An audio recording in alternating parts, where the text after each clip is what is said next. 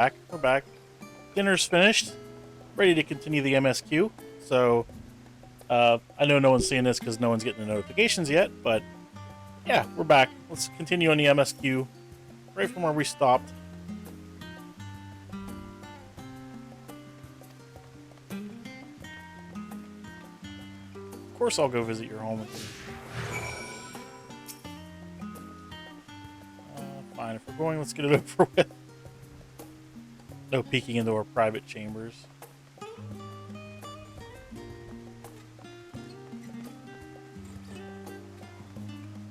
Your room is always perfectly neat and tidy. She's got a teddy bear. That's what it sounds like. She has a teddy bear. She doesn't want us to see it.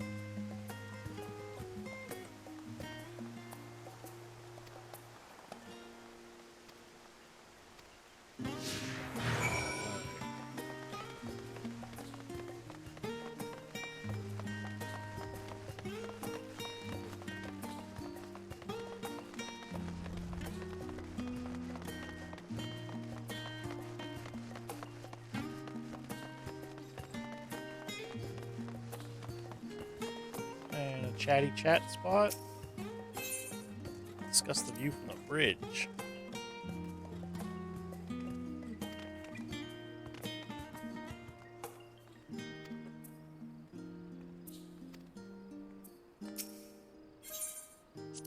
Okay.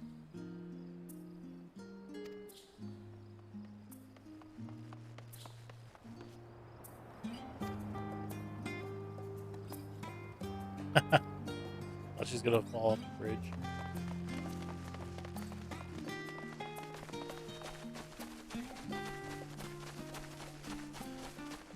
You definitely have a large house.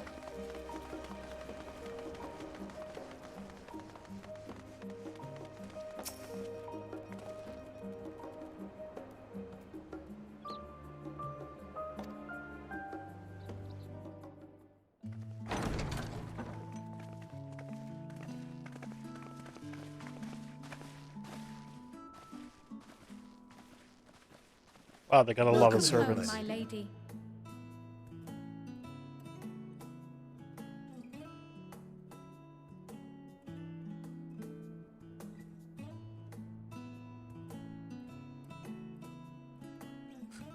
Sorry, after playing so much Skyrim, I see those light fixtures and it's like, I automatically in my head, I'm like, oh, it's a Dwemer ruin.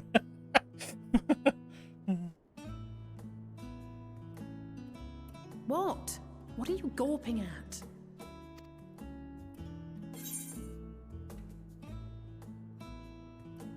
Scion headquarters must seem squalid indeed.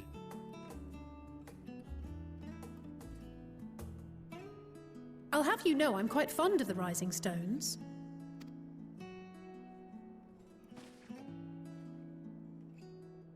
Lord Fortuneau is not to hear of this visit. And I should also like the children to have their gifts, ere my husband makes his return. As you wish, my lady.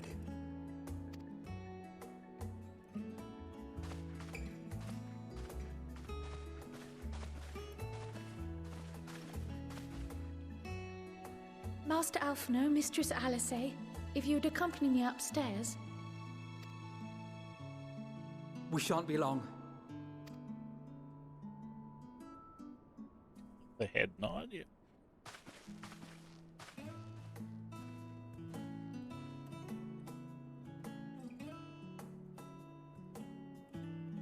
The twins have been sending letters home from time to time, recounting their latest adventures. I am sure they withhold certain details, of course, if only to keep me from worrying. Yet a mother worries all the same. In the early days especially, I tried to support them as best I could, sending the Scion's coin and other such donations. Fortunately, they have found the strength to overcome adversity time and time again. Their words grow more confident with every letter, their depictions more vivid. The triumphs and defeats, the joys and sorrows. It is clear that they have come to find value in every experience. But of those they treasure most, it would seem that meeting you might be the most impactful. Why, since that fateful day, I do believe there has not been a single missive in which you were not mentioned by name.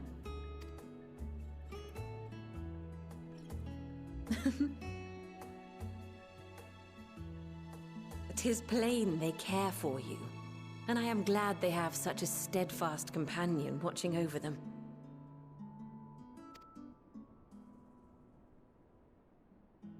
Under normal circumstances, I would offer you tea, but alas, these are anything but. In any event, why don't you keep me company whilst we await my children's return? Perhaps you might regale me with a tale or two of your exploits. Let me tell you some stuff.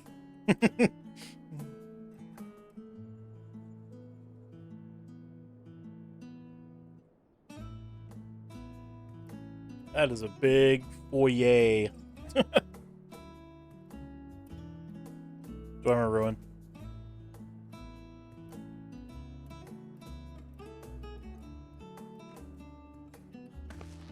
Uh-oh.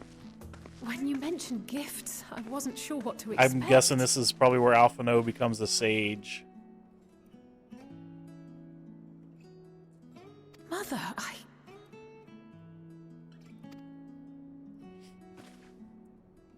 Oh, look how well it fits you. And the style is to your liking?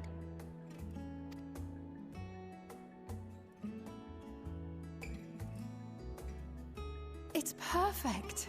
Exactly what I would have chosen. Very cool. But please, tell me you had something different made for Alphino. Naturally. You are hardly little children anymore.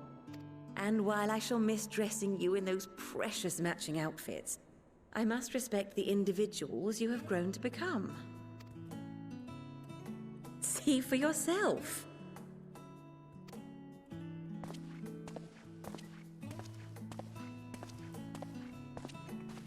Thank you for the splendid clothes, Mother. Stylish, comfortable, I want and that eminently as practical. I want that as a glamour. That's really cool looking. I am so glad you like them. They are, however, missing one final touch.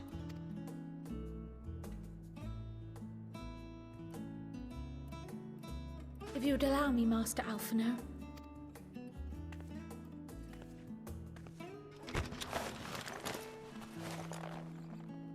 Yep, now he's a sage.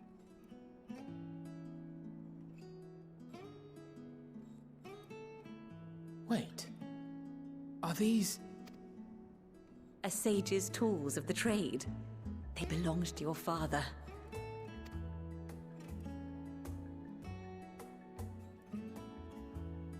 Though he may as well be chained to his desk these days, as a student he was often called upon to venture into the field. He wielded those armaments, both to heal and to harm in no few battles. None so fierce as those you two have braved, perhaps, but battles nonetheless. Thus did I pull them out of storage, to show you that he was not always the man who stands in vehement opposition to you now. And also because it would be a terrible waste of ridiculously expensive House Leveilleur commissioned artistry.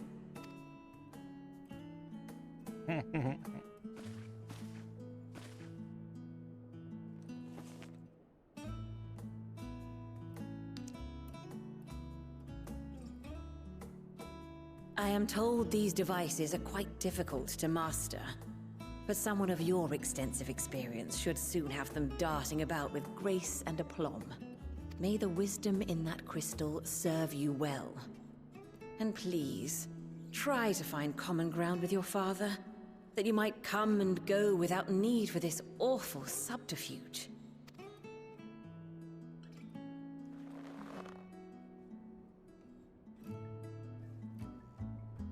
We will, Mother. I promise. My final gifts to you, before you run off, are an observation and a suggestion. Firstly, Fortuno has ever been a serious man, but it was only after you were born that he truly lost himself in his work. I may not know the forum's inner workings, but I know your father's. The timing of that change in him holds some significance. Secondly, do not seek to best your father with words. Far better that you simply show him. Let him discover the merit of your actions, after they cannot be undone. Ah. So she's saying just do stuff and then explain to him afterwards why. Oh, Mother. We shall take your wisdom to heart. Thank you again for these gifts, and farewell for now. Safe travels, my children. Eat well, stay warm, and keep your friends close.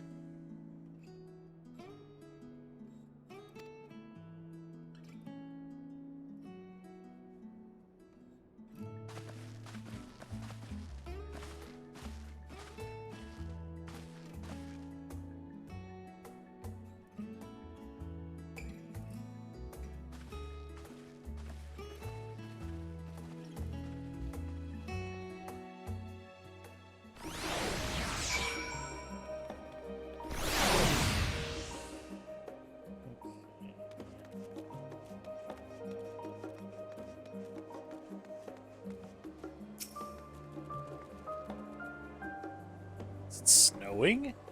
That's pretty cool.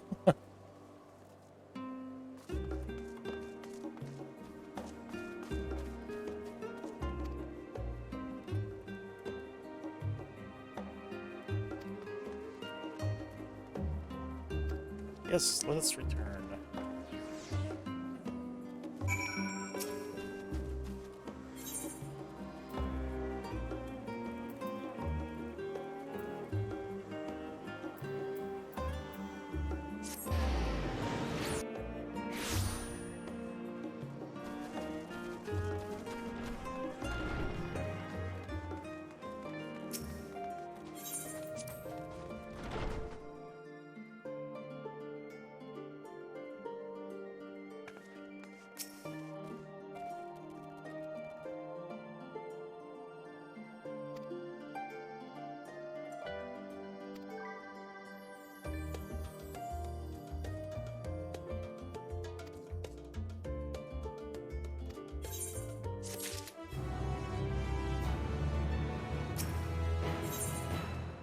In the dark of the tower.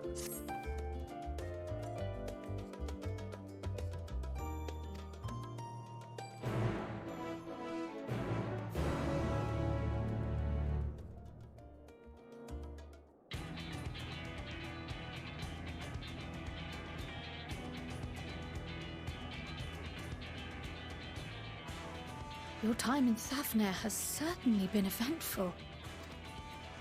In my opinion, carrying out Vitra's request and assaulting the Tower of Zot should be our highest priority. I agree. While I still have questions concerning the Forum and their grand undertaking, we have all but exhausted our avenues of investigation. Simply pressing them any harder on the subject will almost certainly result in our expulsion. Therefore, Oops, I wonder, I mean to hit a button. even with the protection these talismans afford us, what can we hope to achieve once inside the tower? According to Orenvold and Fodola's report, they were unable to free the Emolja. Worse, their attempts triggered the tower's defenses, which led to a summoning of Luna Ifrit. what does it tell us that the Spires even have such defenses? Simply pulling a prisoner from the wall is fatal. Thus, the direct approach is doomed to failure from the outset. Any further measures to dissuade such actions seem unnecessary. Unless, of course, there is a way to free the prisoners without killing them. Then it stands to reason that any intruders would be met with overwhelming force. The towers appeared throughout the world in but the twinkling of an eye. 'Twas by magical means these structures were raised, I surmise. A spire thus conjured must needs be maintained. And I suspect an arcane catalyst, So each tower has a some manner core. of core doth lie hidden within.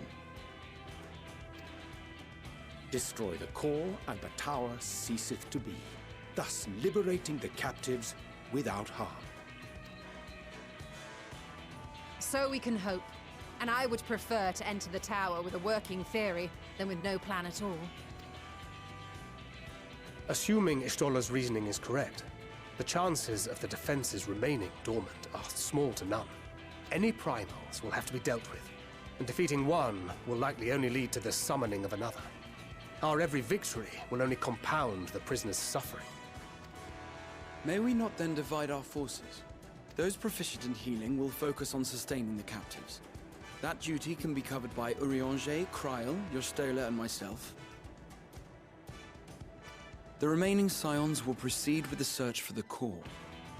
Admittedly, this strategy puts both parties at greater risk, but it should bolster our chances of saving the Arcosodra by a considerable margin. Don't split the party, man.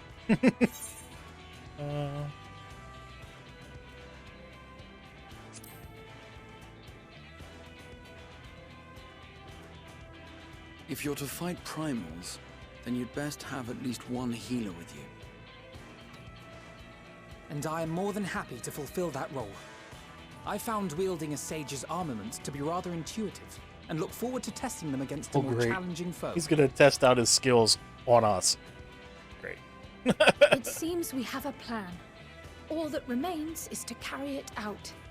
I will inform Rads at Han of our movements, so let us make our preparations and regroup near the tower. The military post in what's left of the Hamsa hatchery should serve as a convenient staging point. That sounds perfect. And remember, the experimental etherite at the confluence is there for those who need it, so there's no excuse for being late. Thankfully, I don't have to do that no more. I could just teleport there myself.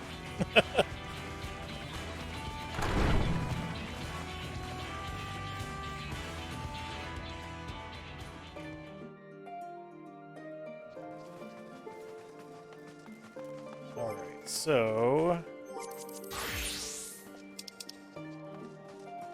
the great work, that was it, right? That's... wow, 1,600 gil! Oh my goodness. That's nuts! Wow.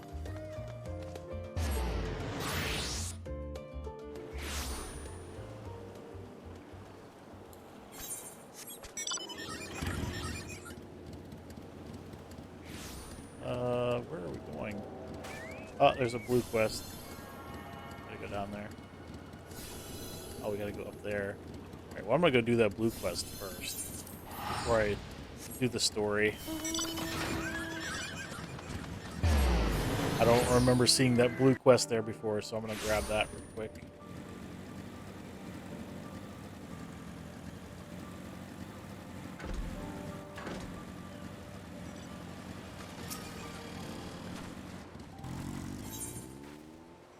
Stepchild.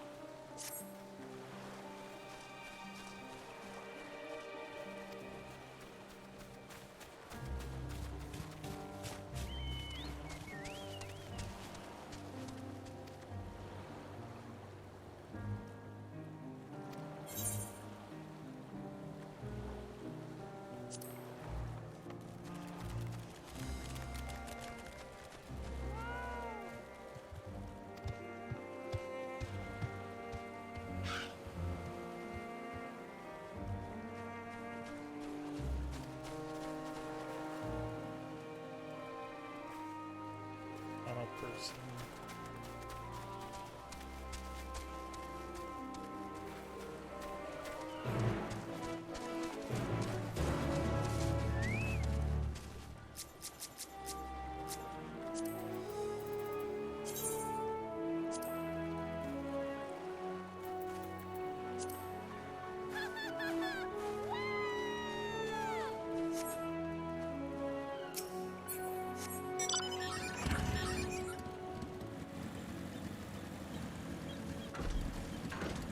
Alright.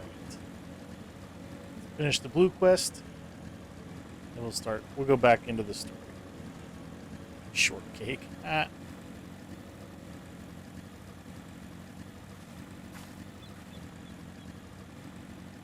In here?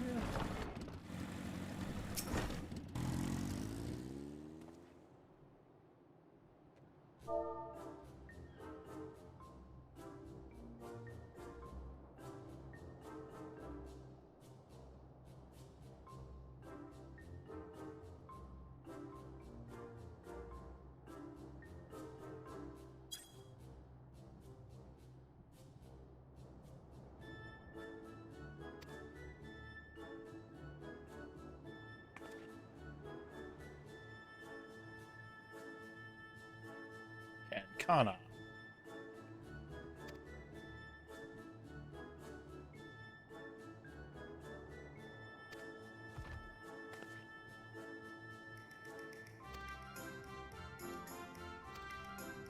She's scared of elephants. She has a thing about elephants, I guess.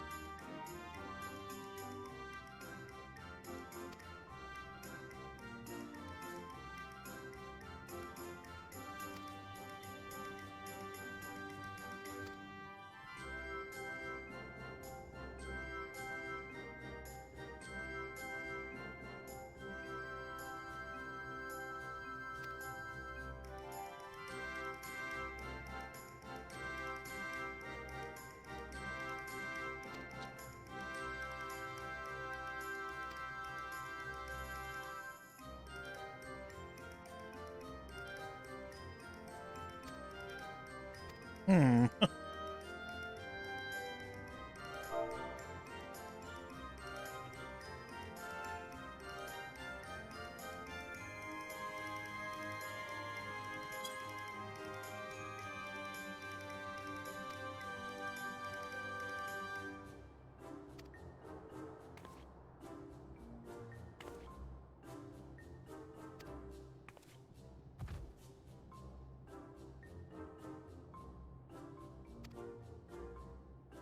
I'm just like, why are you afraid of elephants, man?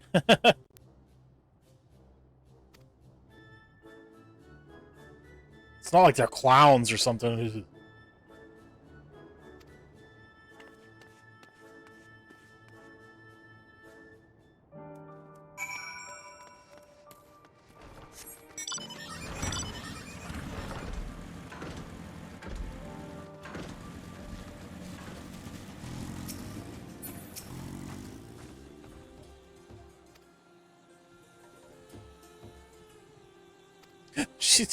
She seems a touch shaky.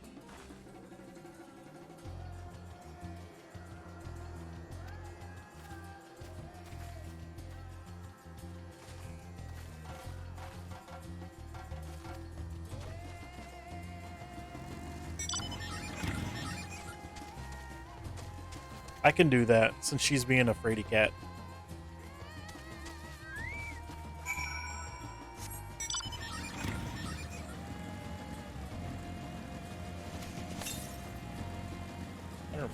Yalms to the east. That way.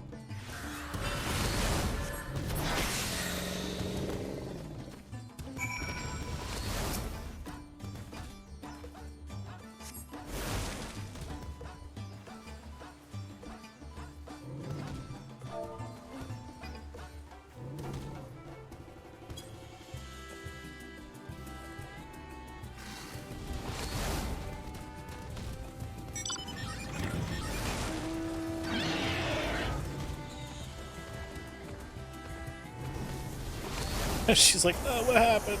The scary elephants.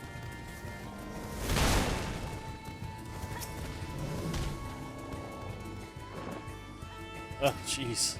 I keep getting hit by all their AoEs.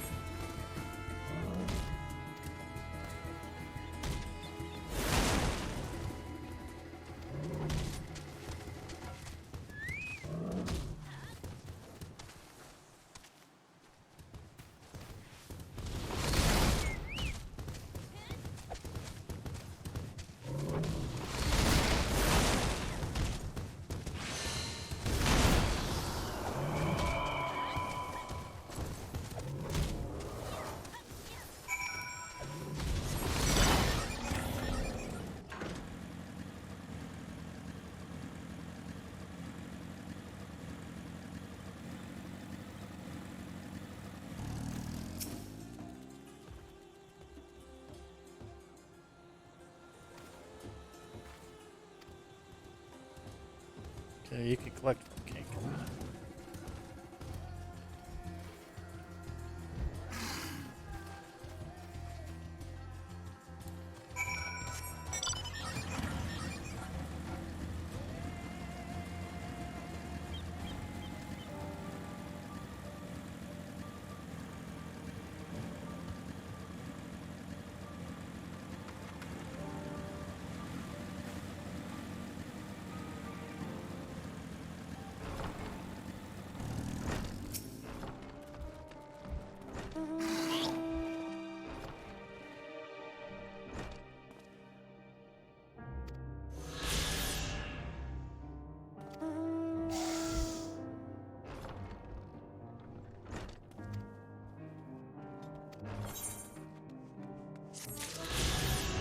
Okay, that's that blue quest.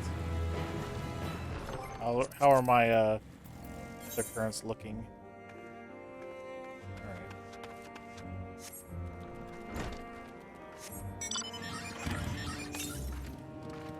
22 to the east. Let's go here somewhere.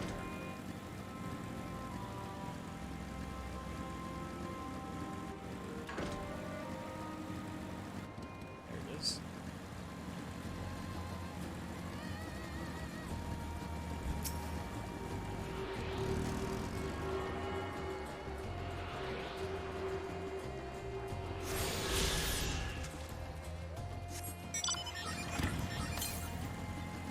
'67 to the north. Oh, that's gonna be up there. Can we even get up there? I don't think we can get up there.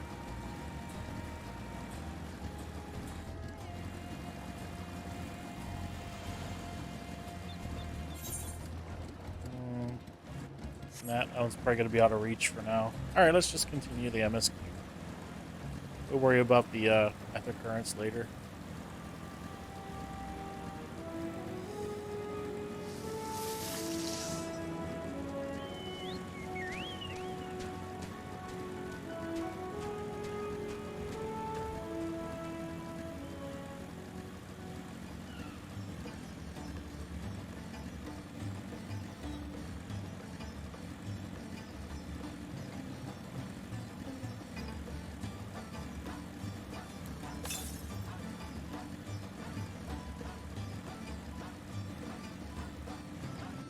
This up.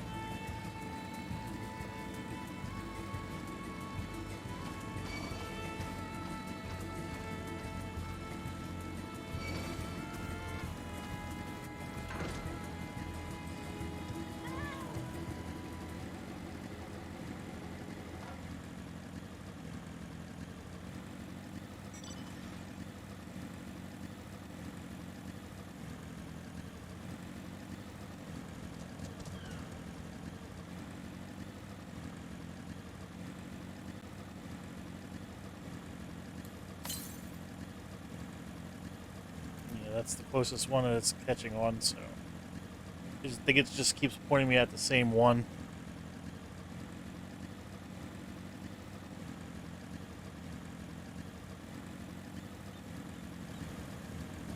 Purple rain.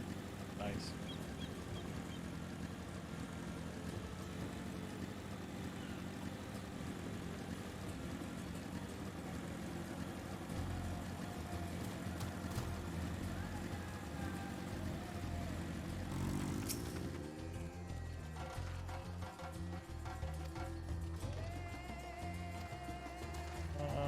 Okay, wait by the boat.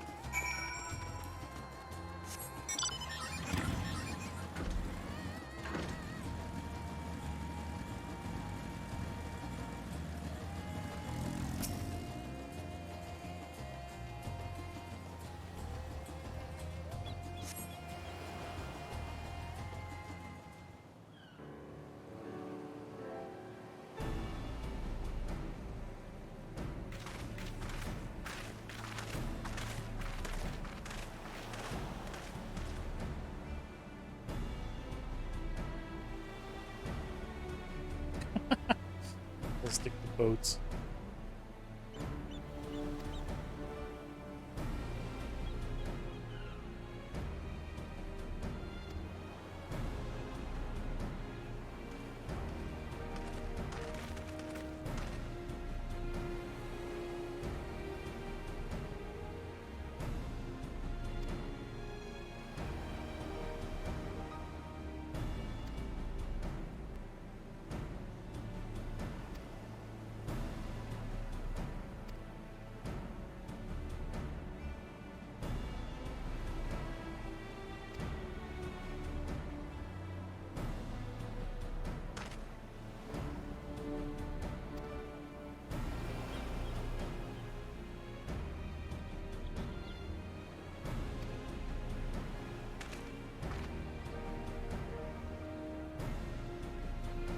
You can finally break your monopoly on the primals. I've been waiting for this day.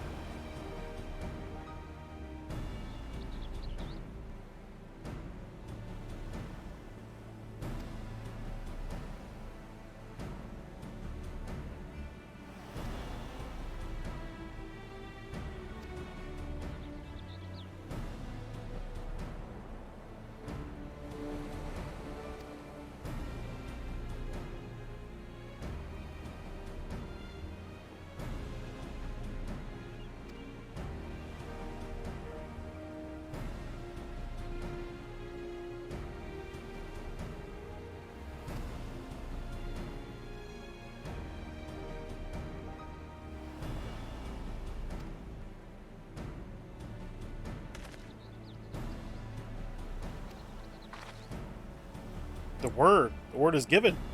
The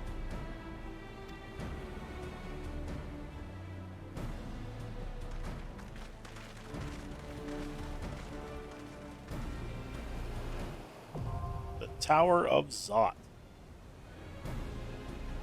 First dungeon. After like 7 hours of MSQ, finally get to first dungeon. Now, should I do this with people or with...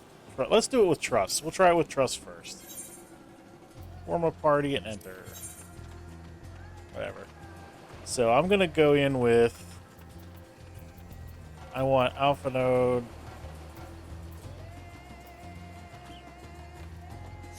How do I get over to... I don't remember using trust that much, so I don't remember how to get over to them. I want to try Estinian since he's the new one. So we're gonna go me, Estinian, Thancred, and Alphino. Let's do it.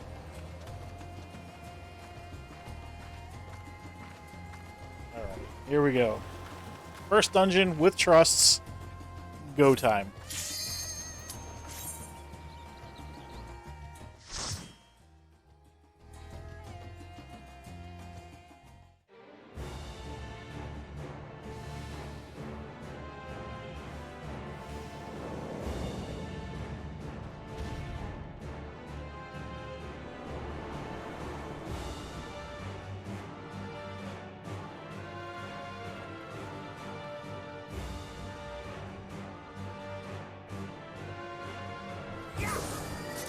Hey, put up his tank stance. Nice. Alright, y'all. Let's do it.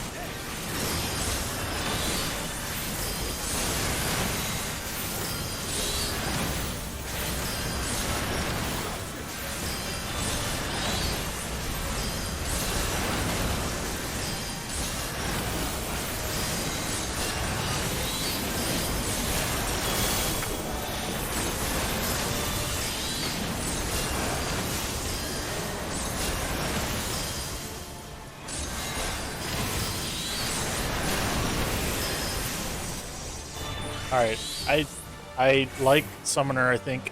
I like it a lot. I like it a lot. Let's turn the sound down just a touch. It's a little...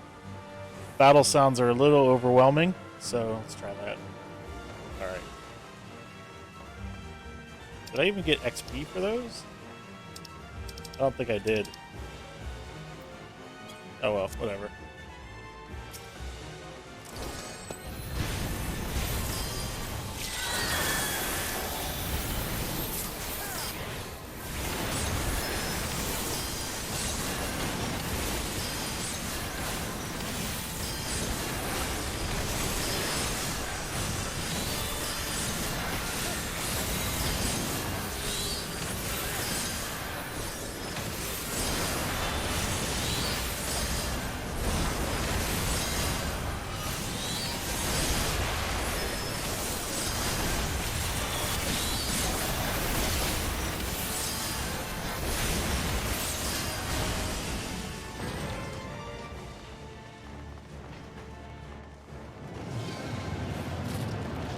I sense a surge in the ether. It's giving me like E11S nightmares. I sense a surge in the ether.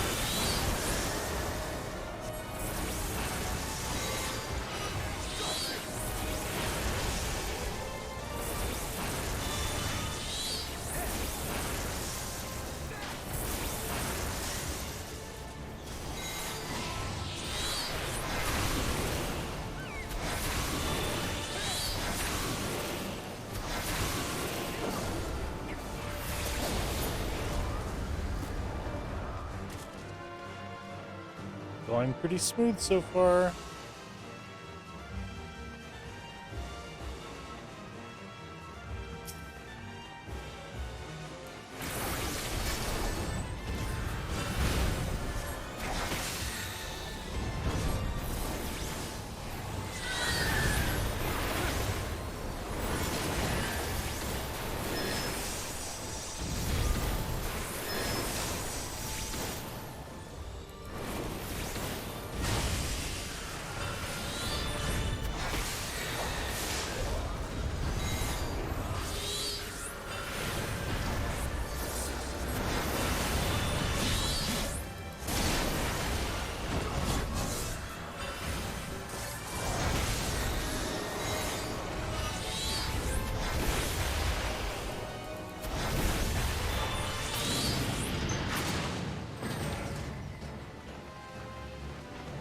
First boss.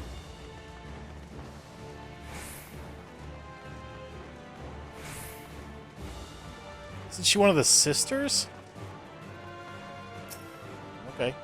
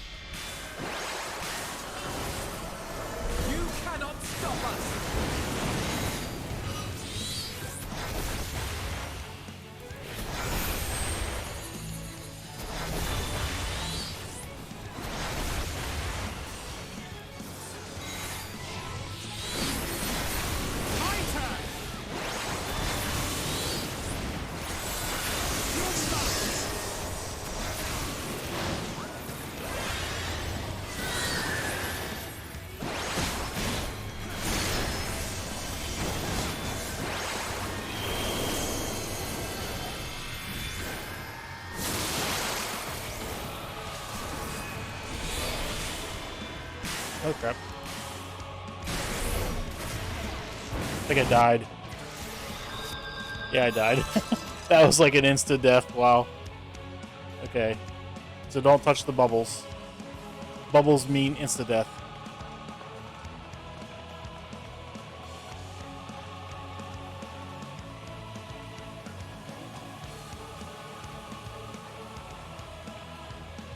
Summoner's nice. I like Summoner so far. Like getting the full rotation finally is nice.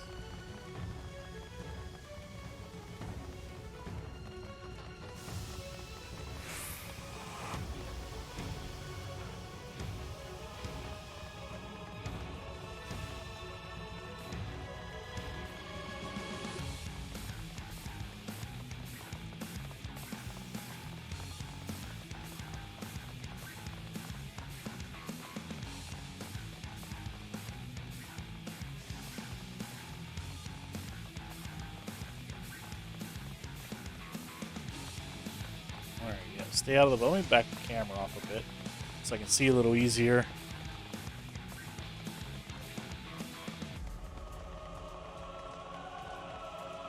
And let me read what the inner light thing, or the light thing does again, because I don't remember. Searing light. Increases damage dealt by self and nearby party members by 3%. Okay, that's nice. And then this just does Oathborn.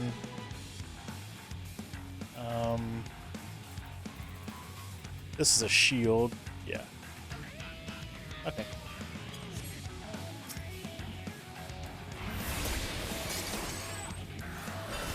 Oh, I don't have Carbuncle out.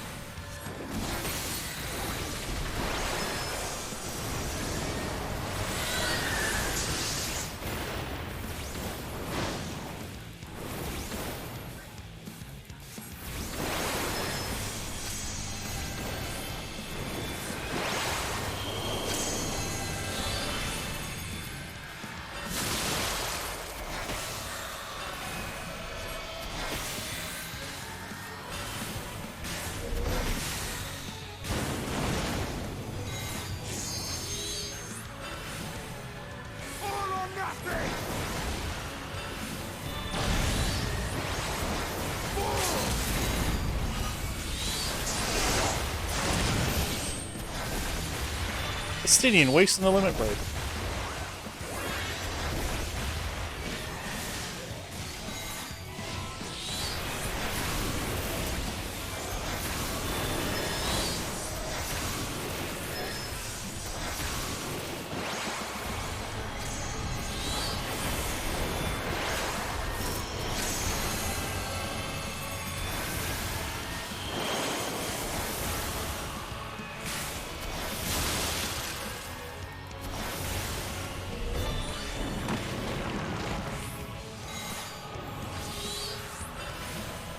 You underestimate me!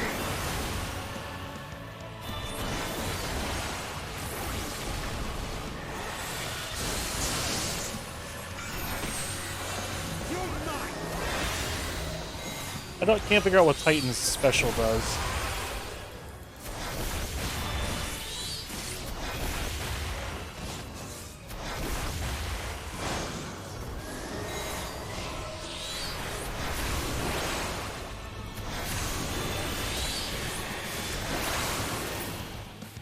Yeah. First boss down.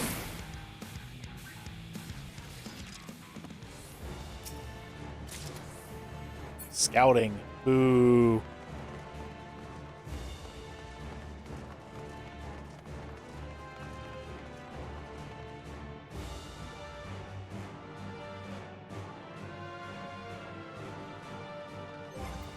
Let's see what they look like at least.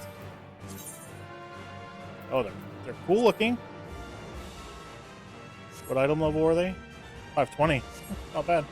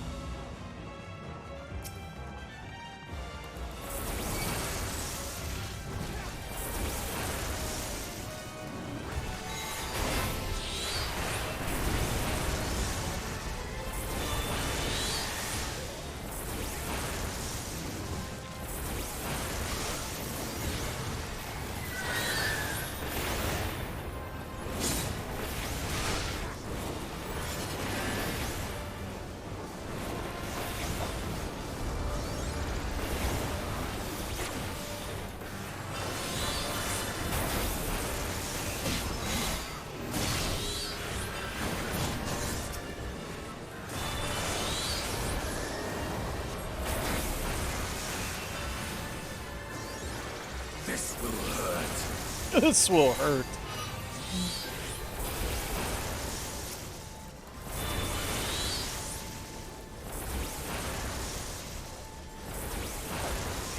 You're mine.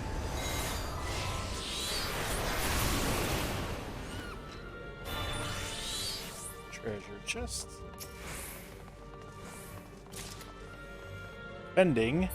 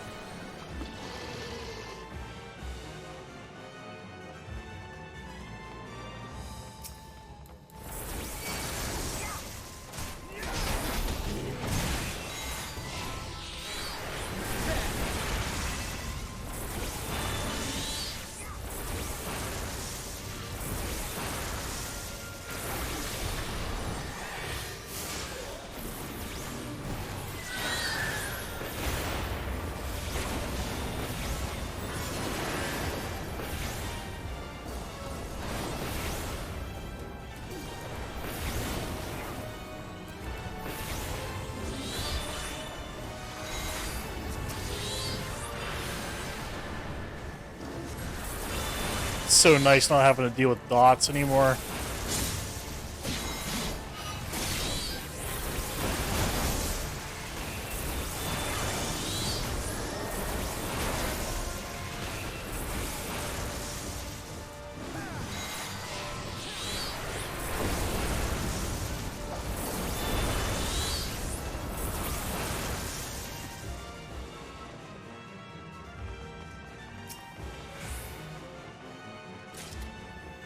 Bending again.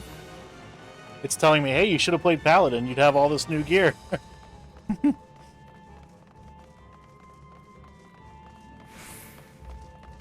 Second boss, Sandaruva.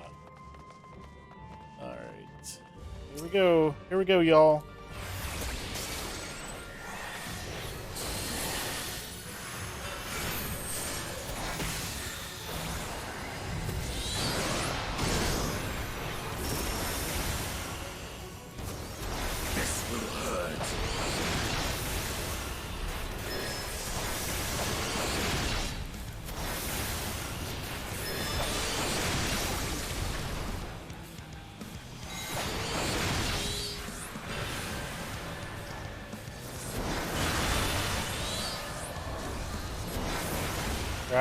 Grab the orbs.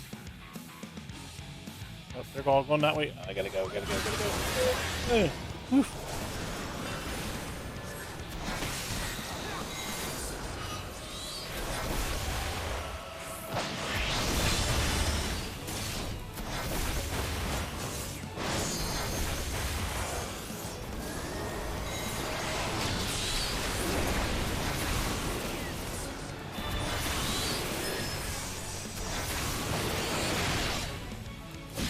Oh, I can't move! Oh no! Ouch!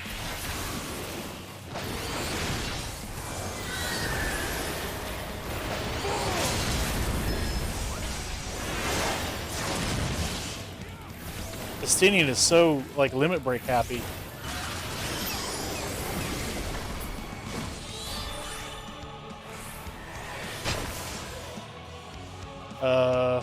What do we attack?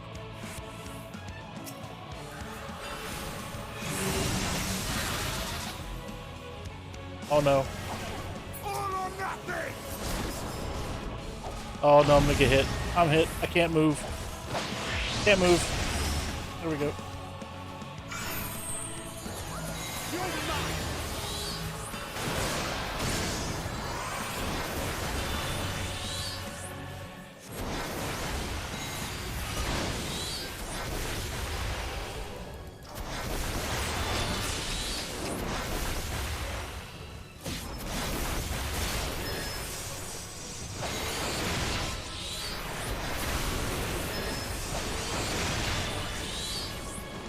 I can't move again. Why did it do that? Stop us!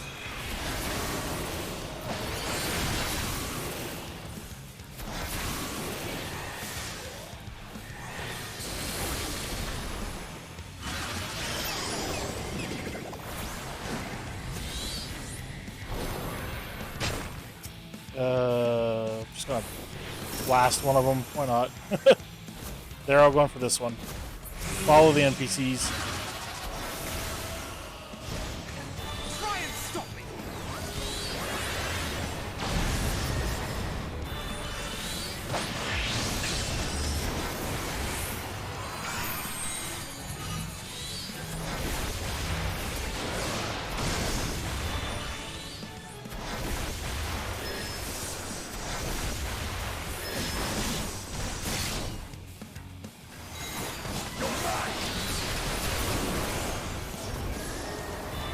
Alright, got her.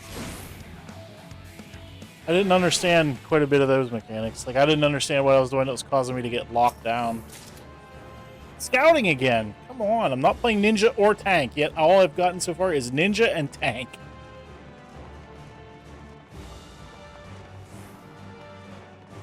Gives me the casting stuff, even though I'm all 520 anyway. Doesn't matter. But still, give me some casting stuff. Zot Predator.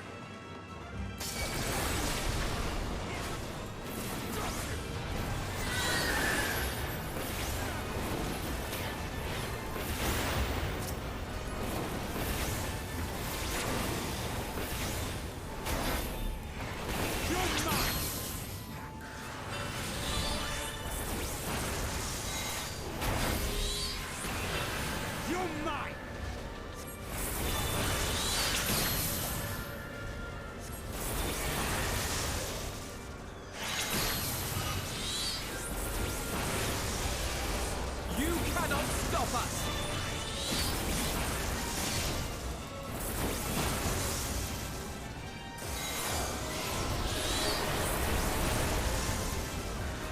Oop, not that one. It's that. Cannot stop us!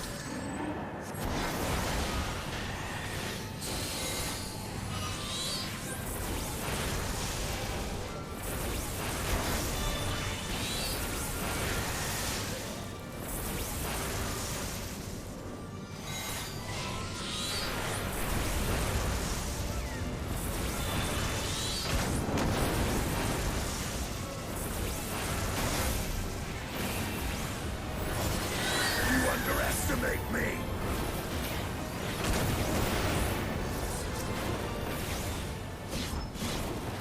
My turn!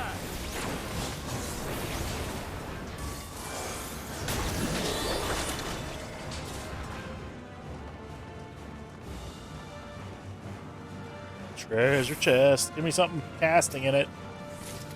Healing. Although that's probably an upgrade for my healers at this point. Are they? Is this stuff level 81 or late or 80? Let's see. Nope, it's level 81 required, so my healers can't even wear it. Oh well.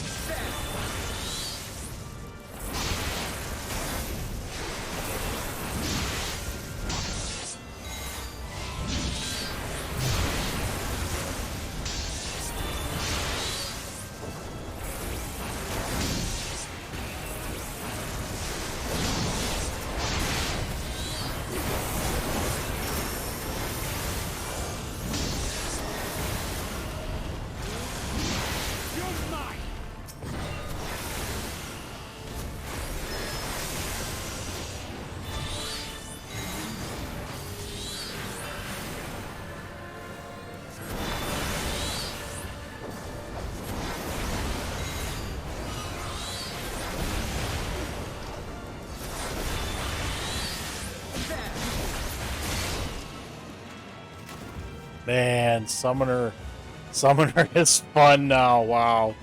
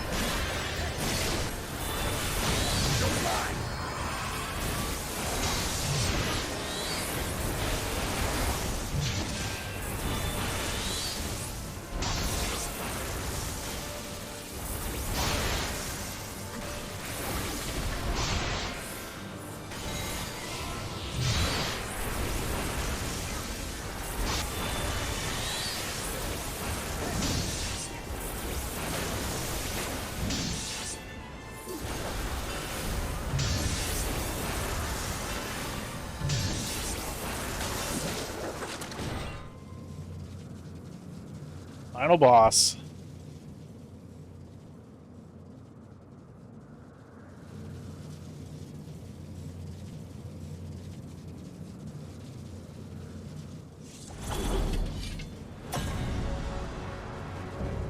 Harbingers elect, the Mage's Sisters.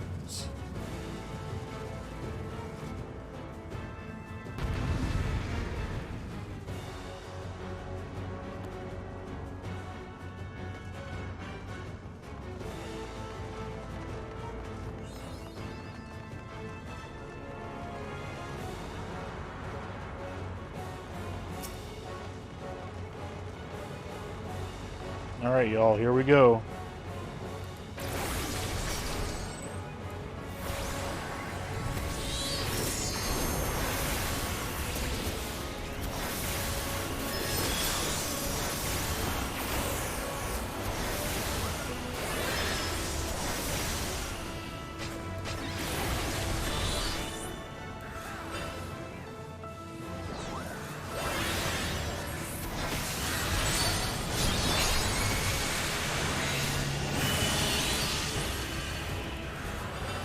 Yikes!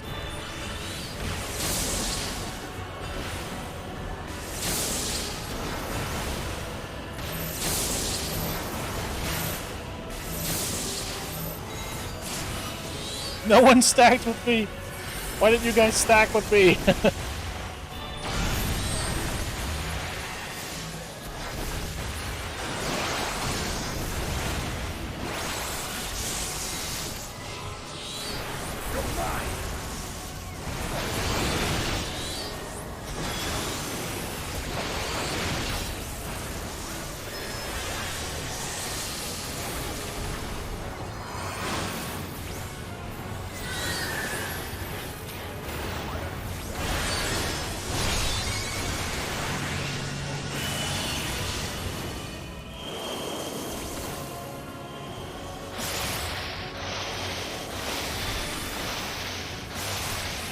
Yikes!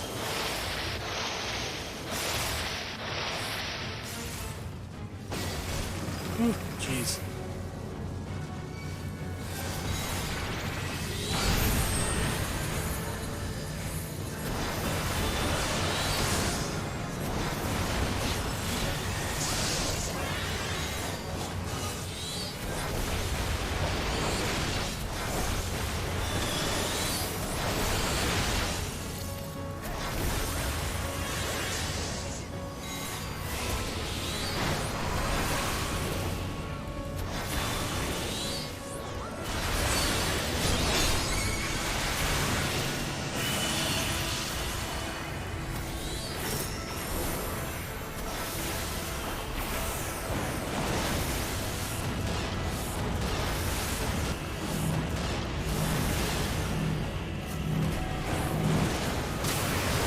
Oh my god, there's so much crap going on at once.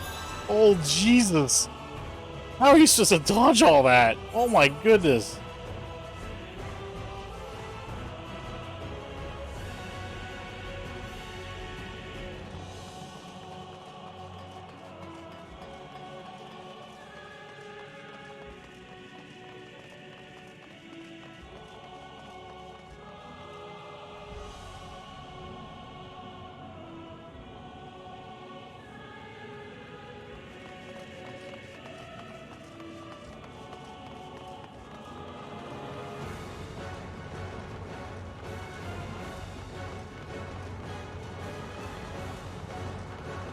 Oh, I missed a treasure chest. Slaying.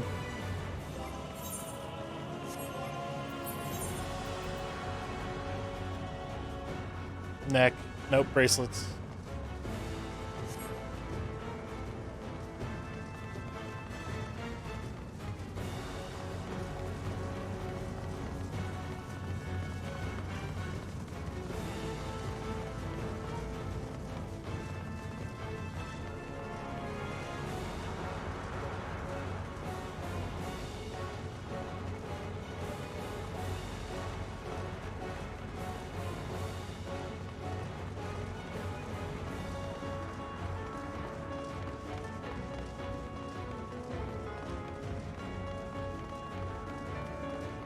Wow, they could have put us a little closer to the damn room.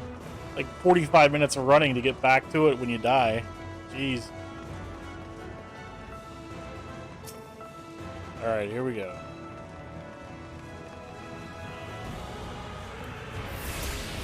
Oh crap! I gotta bring this carbuncle back out.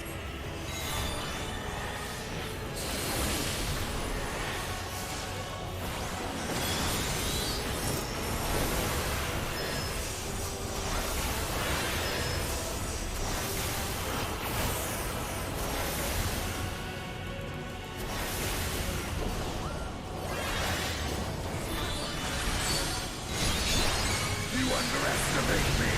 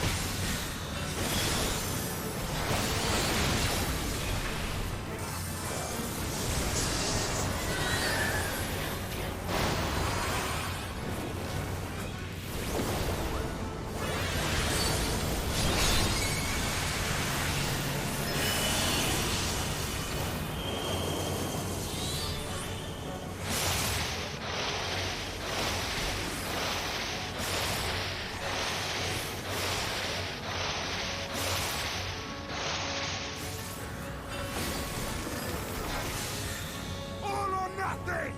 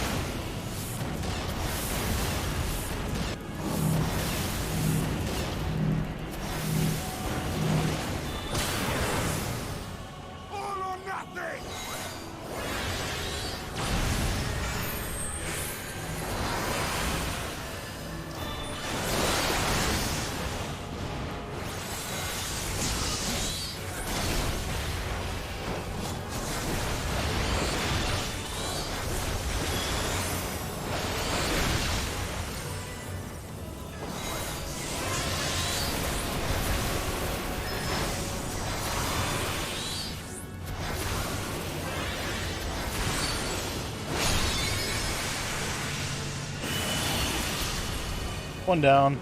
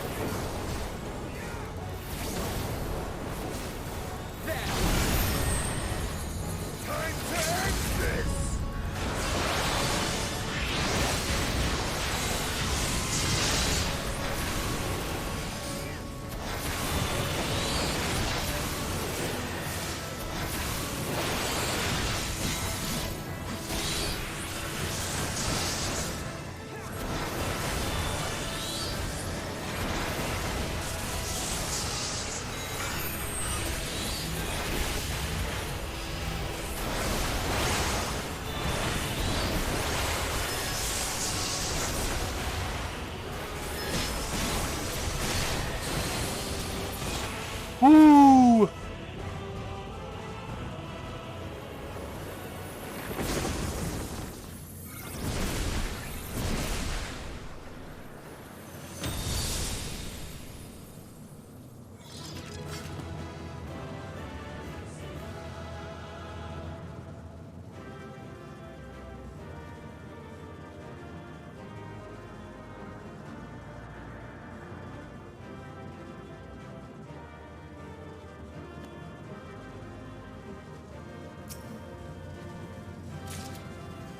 Monstrorum Grimoire.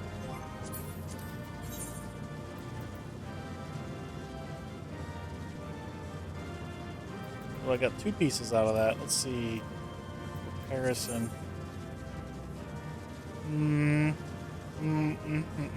No.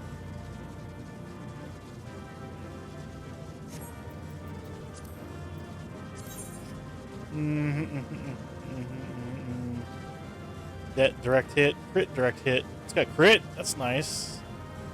I may actually switch to that with the crit. That's pretty nice. Yeah, I'm gonna put that on. The extra crit would be nice.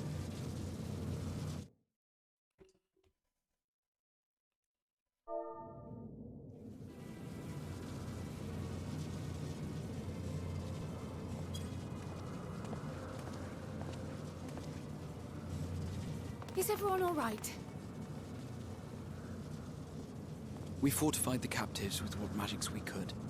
Have the defenses been disabled? All appears quiet for the moment.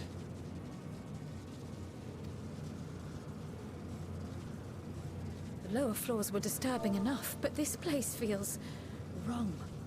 The ether is heavy and thick, like wading through a quagmire.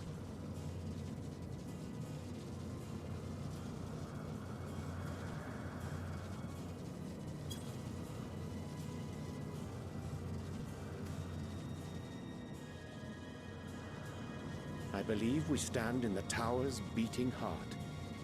What sayest thou, Ishtola? I see it. Ether siphoned from the land runs up through the spire, flowing to a single point. This is the core we seek. Yet something is off. As large as this structure is, it siphons far more ether than is required to sustain it. 'Tis as if the core is feeding on the energy, consuming it. Blow it up. I need to take a closer look. Blow it up.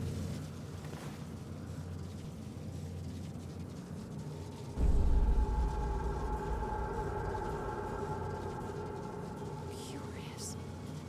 There is something there embedded inside the core. Whoa. She's gonna A get man's tempered. limb. This is what we came to destroy? Yes, if you would be so kind. Probably Raubon's arm. Raubon's arm is inside the thing. That's where his missing arm went.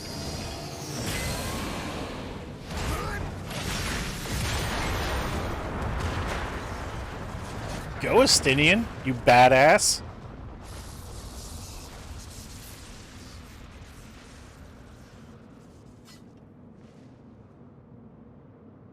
And that should be the end of it.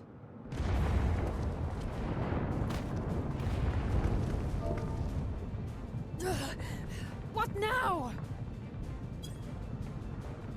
My theory that the tower might come crashing down following the core's destruction doth appear to be correct.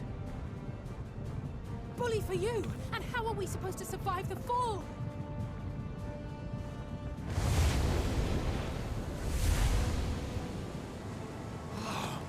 What of the prisoners below? The floor beneath our very feet dissolves. Brace yourselves! Uh-oh. I pray I'm not too late.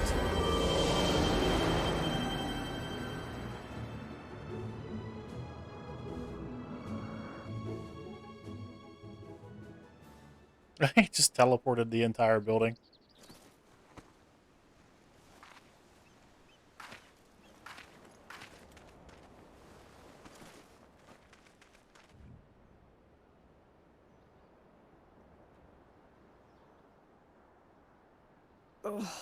What happened? Where are we?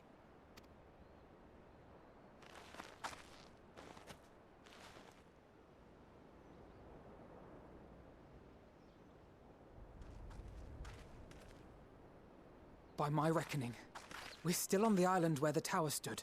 But 'tis as if it never existed. Hardly a scratch. But how?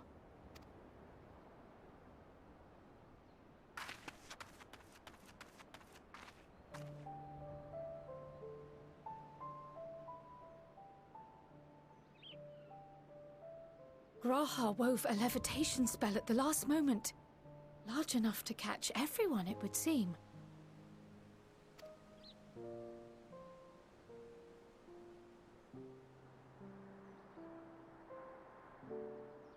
That explains the lack of obvious injuries.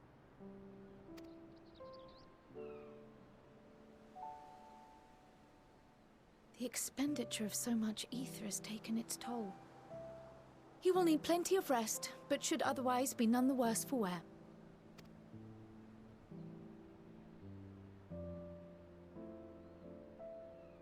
Then the immediate problem is what to do with our new friends here.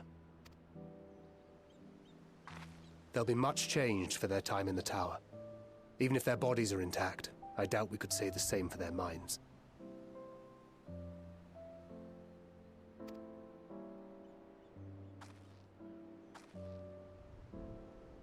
Angelo and I will take care of that.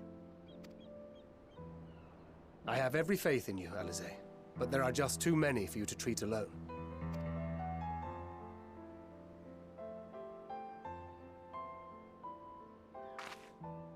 We'll send at once to Eorzea for more Porksies, and call on the local mages to lend a hand. Hail, Scions! We were watching the tower when it simply disappeared. What happened here?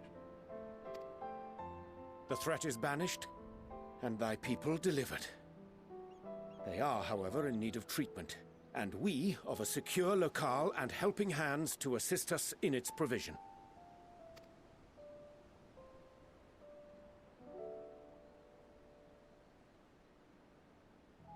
You shall have all this and more.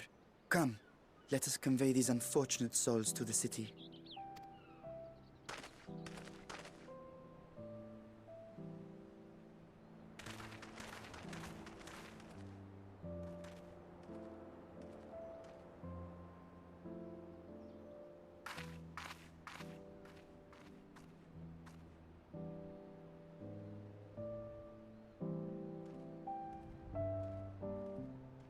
I'm giving her like the stink eye. It's like, how dare you?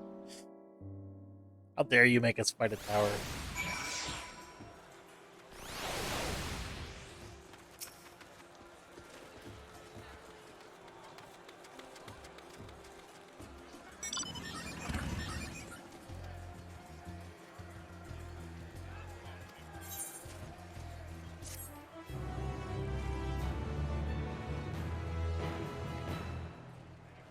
Enter the tower of Zot with a party of NPC avatars. This feature, no trust interface. Normal stuff, I guess. So is that a level? That's got to be the level 81 dungeon, right? Yeah, level 81. So weird to see Shadowbringers in this section.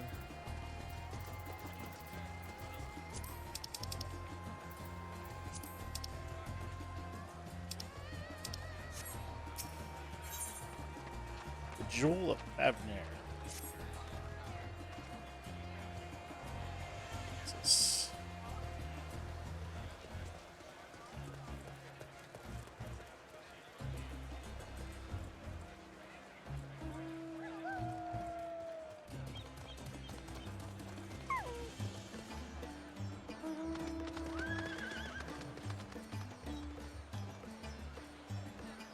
Make it do that.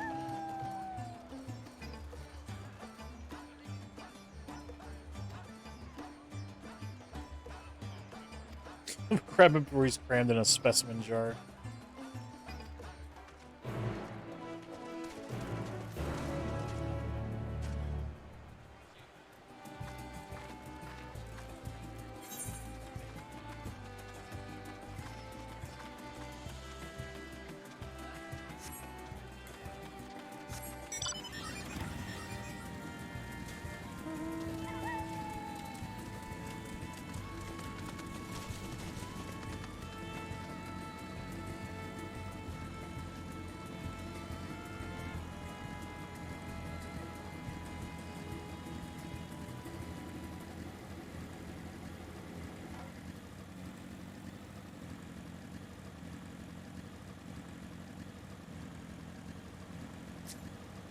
Did I get any new abilities at 82? I didn't even look.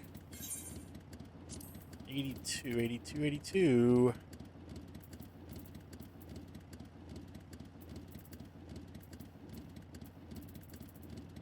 No. The answer is no. Oh, wait, down here? Oh, yeah, right here. Ruby Catastrophe.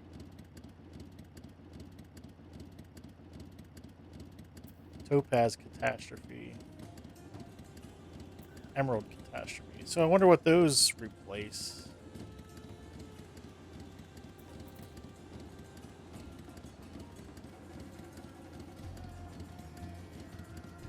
That must replace precious brilliance.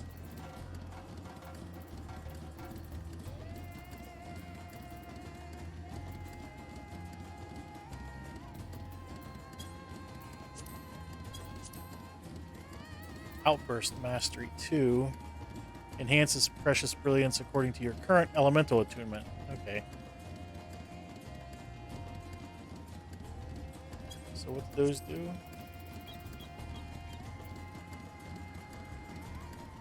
AoE. Okay, it's just an AoE. It's an AoE hit.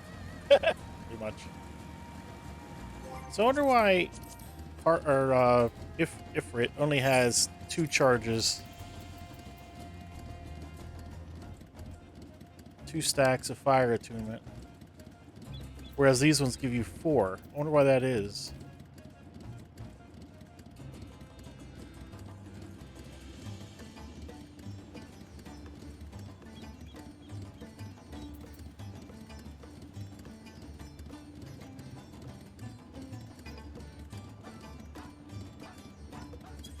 Alright, anyway. I don't know why fire only gives you 2 stacks and the other 2 give you 4. I don't understand why they do that way. Plus, not only do you only get 2 stacks with it, but those 2 stacked spells aren't instant cast like the other 2. Maybe because I don't know, maybe their potency is higher, so they do more damage. I don't know.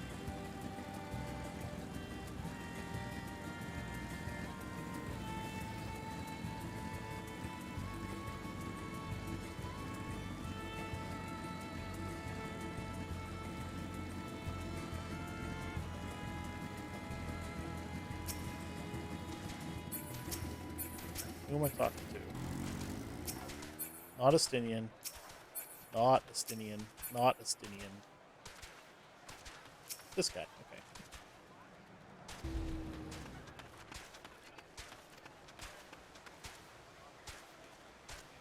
Alright. So now we're allowed to just come and go in the city as we wish.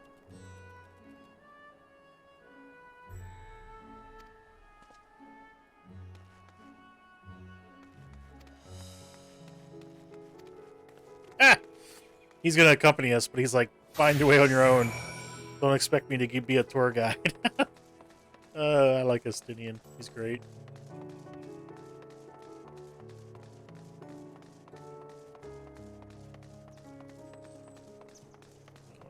Ethernet.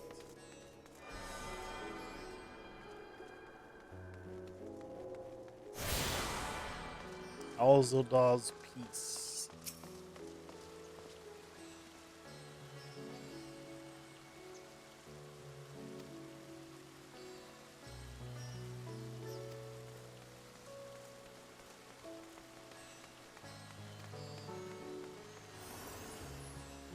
Send the steps next to the fountain and continue left.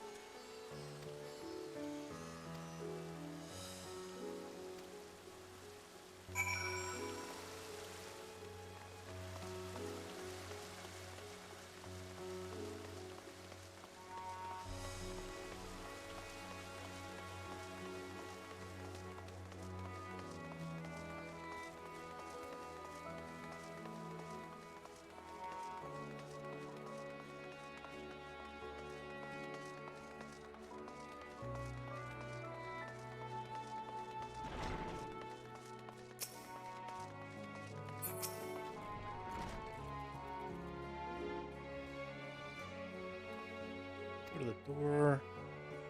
Airship landing. Okay.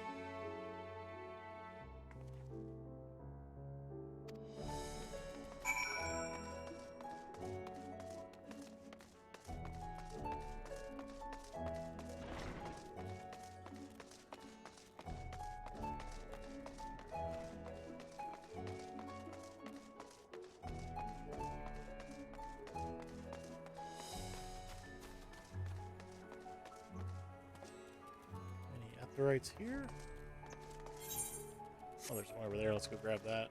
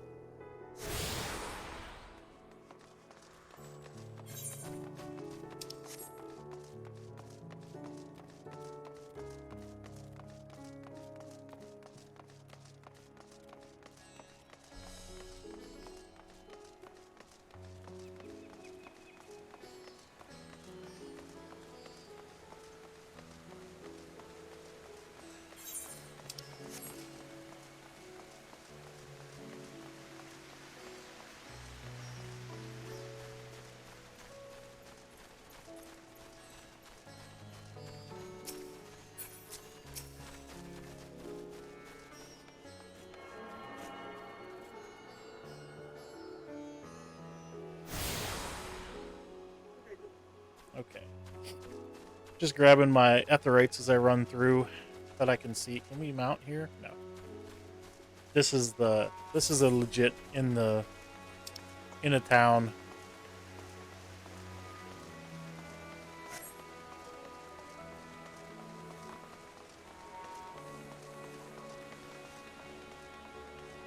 Yeah, this place, I don't know if you're familiar with 11, Final Fantasy 11. This place gives me serious, like, Ott Ergan vibes.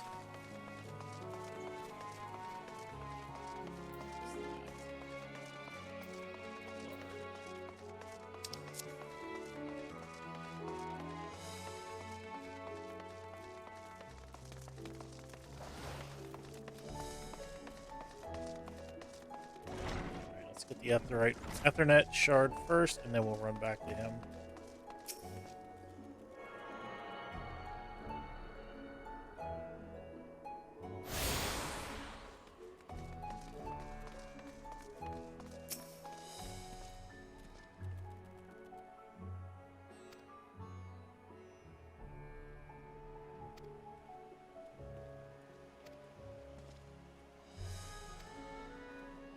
Ascend these steps, continue straight ahead, cross the bridge, you cannot miss it.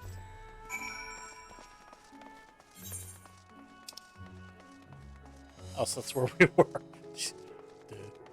Should have just waited. I saw Ethernet shard and I was like, oh, go grab it, go grab it.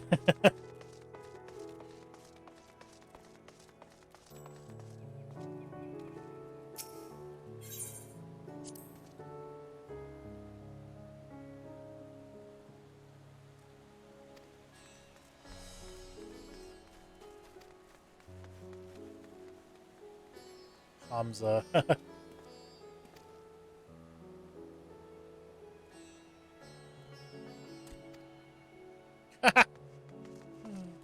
Nice.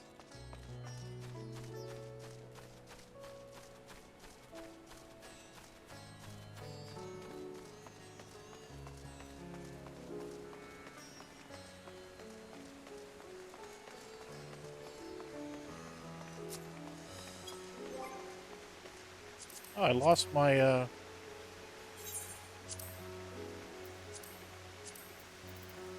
I lost my mentor tag. Oh well.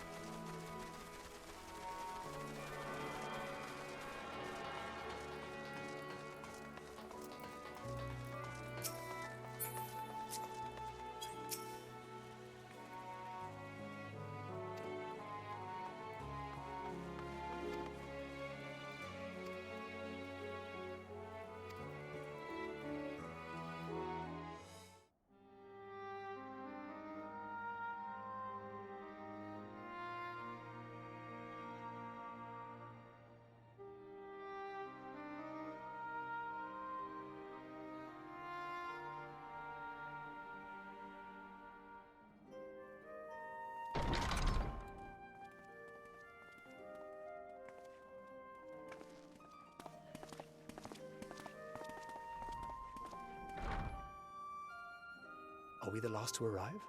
I hope we've not kept you waiting. Not at all. Your comrade is feeling better, I trust. Much better, thank you. Harness remedies are certainly potent, in more ways than one.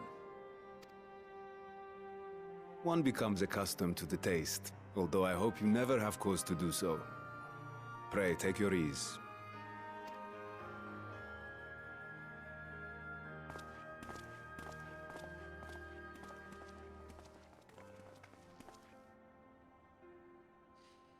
Full glad I am to see you all unharmed.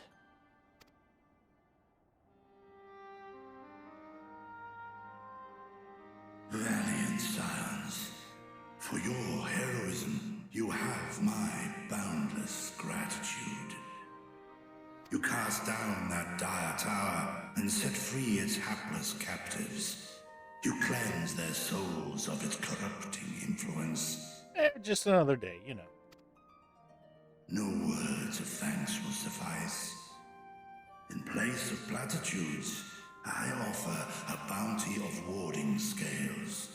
Pray accept your due reward, along with the goodwill of Radzatan. Alchemists throughout the land were put to work in the forging of your talismans. The finished ones have been collected, and now await you at the High Crucible of Alchemia.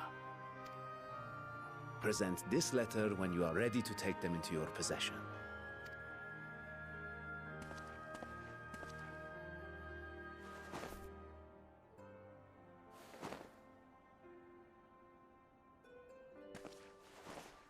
We are humbled by your generosity.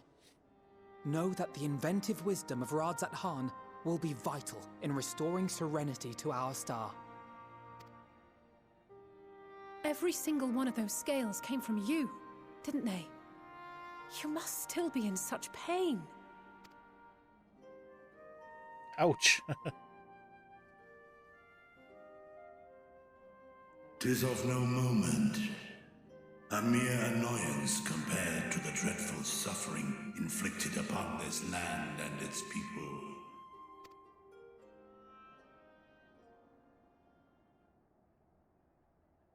Albeit brief, my involvement in the Dragonsong War afforded me a glimpse of the myriad sorrows which consumed both dragon and man. Though you were half a world away, such tragedies as befell your kin must have affected you deeply. And yet, you chose to live among men. In the age when that conflict first bloomed, my choice had already been made.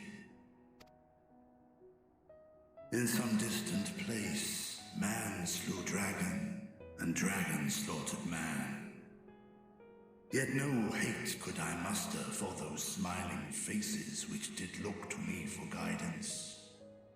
Not even my brother's righteous rage could rally me to his cause. I huddled here, secret and still, hoping against hope that which I had built would remain untouched by the chaos and carnage.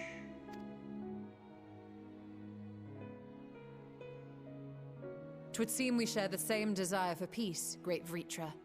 To that end, I wonder if we might trouble you with another question. The Telophoroi are intent on recreating the final days, an apocalyptic event which we know to predate the sundering of the star. As the longest lived among us, know you aught of this terrible cataclysm?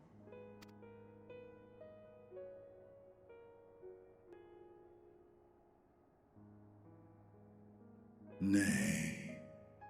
When war and strife drove my sire from his home, he crossed the great expanse with only our unhatched eggs as company.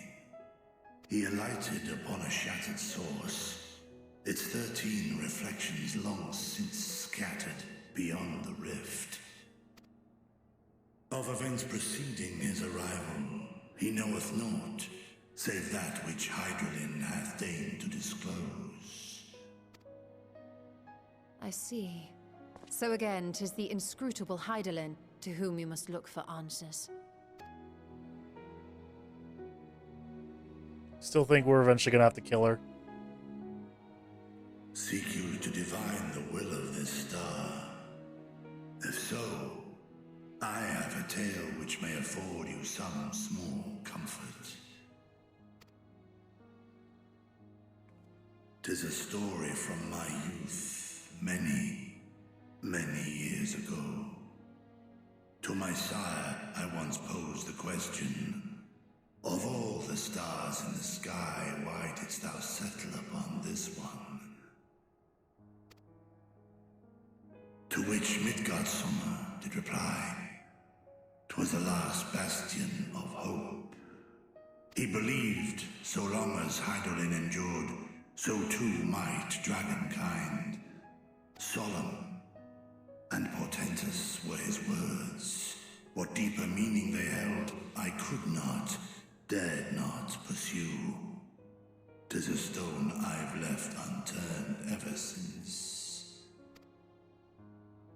Yet take you solace in the knowledge that whatsoever Hydaelyn does strive towards, 'tis an ideal which hath earned my sire's conviction.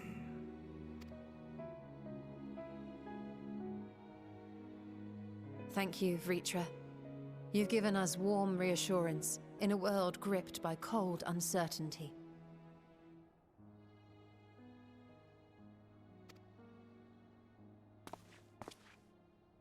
While I'm sure we all have a great many questions, I think it's time we collect the talismans and be on our way. Our fight against the Telophoroi is far from finished.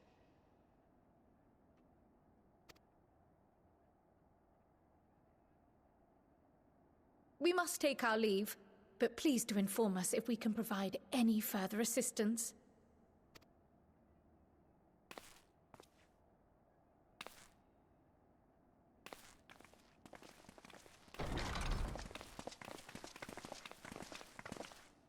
Prithee, a moment.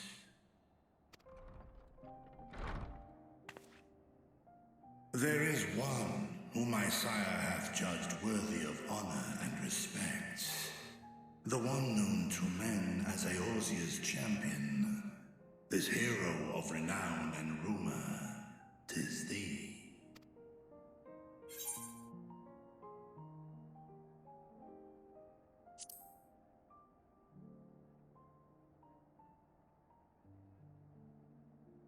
I knew it to be so. From man and dragon alike have I learned of thine exploits. 'Twas a revelation most pleasing that thou, a child of man, had gained Midgardsummer's trust. But alongside mine elation runneth a rivulet of dread. For upon thy life's wheel wind too many threads of fate, power, wheel enmeshed with woe. Amidst this tangled knot thou shalt know no rest. 'Tis an endless confluence of forces, a struggle without surcease. Oh, the music is so good. More terrible still is the attrition wrought upon thy companions, as they are swept up in the storm of thine existence.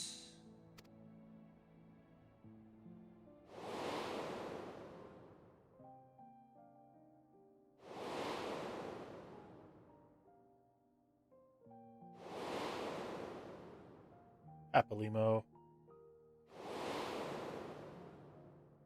Minfilias.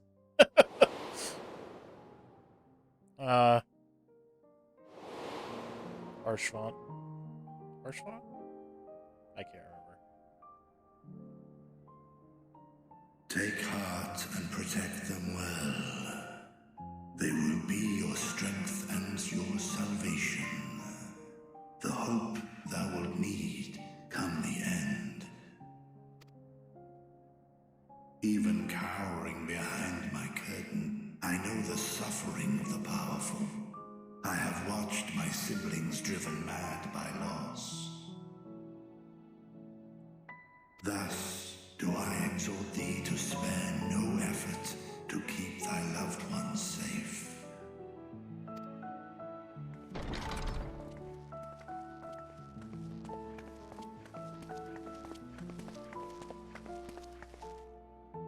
Apologies. We hadn't meant to interrupt.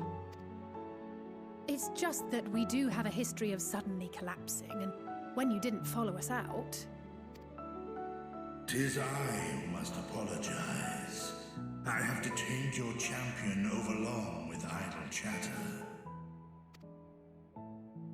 Go. At war's end, I pray I welcome thee back into my hall, where together with thy joyful comrades, you may toast your triumph.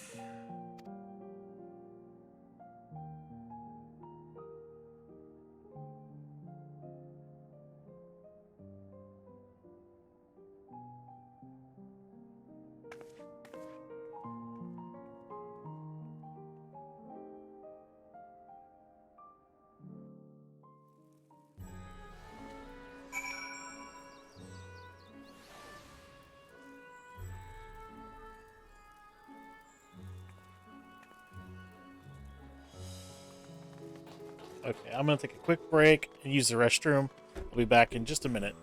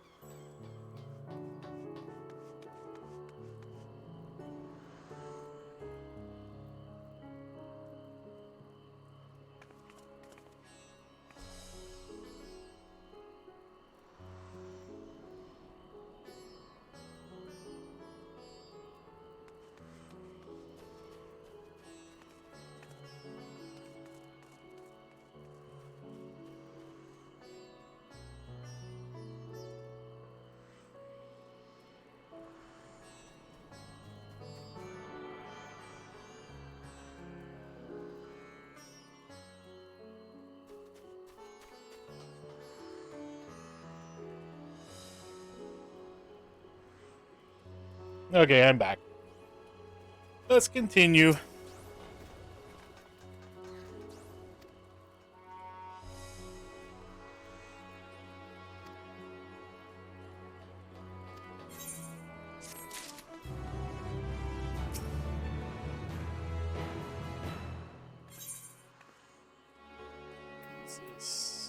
Archon Loaf.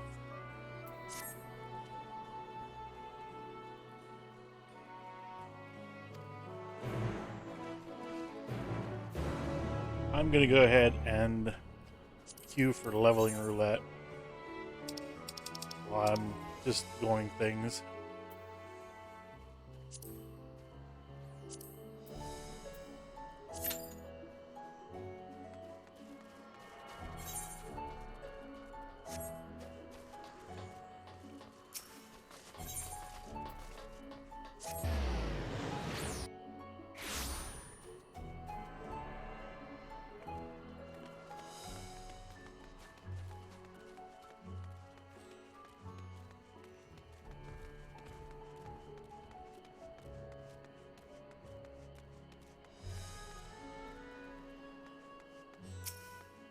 Royal pudding tacos.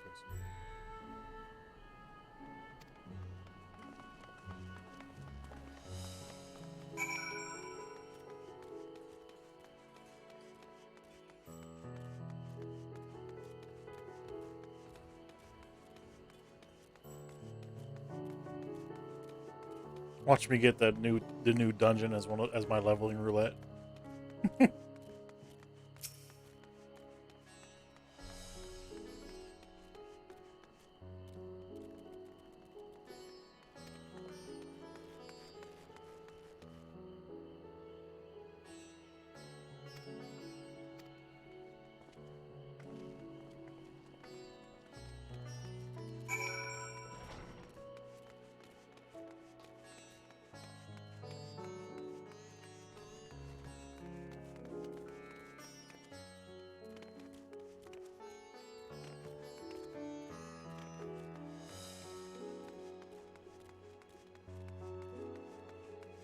Ethernet crystal.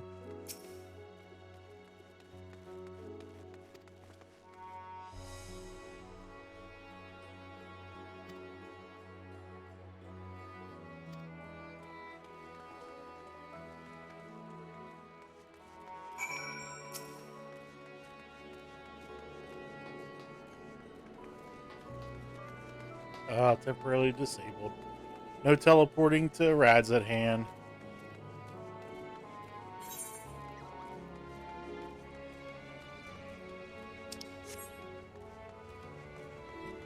Sanjay and Tancred.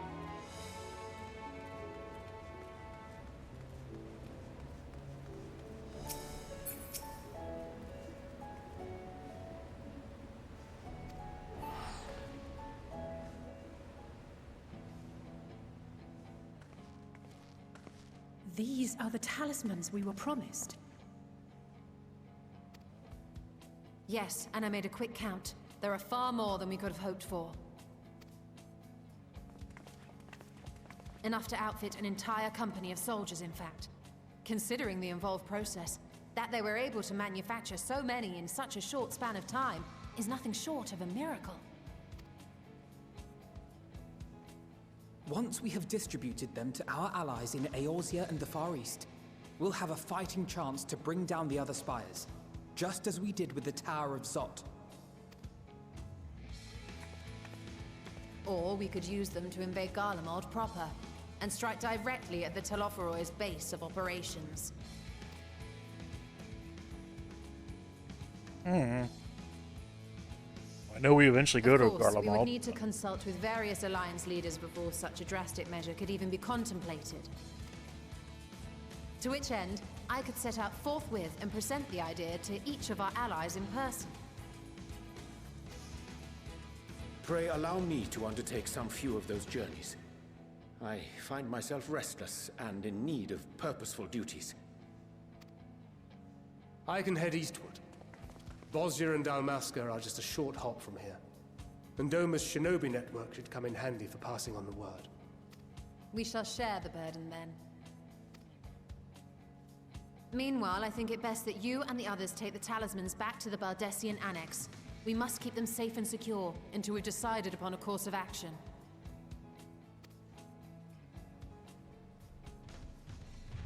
Please, I must speak with you. Wow.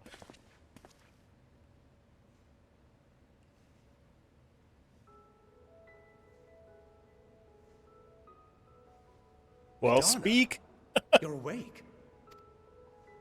Yes, When I spoke with the carer at my bedside, she told me that one of the scions, a young woman, had cleansed me of the tower's corruption. It seems I've been asleep ever since the treatment. But when I awoke and learned you were all still here, I knew I had to come.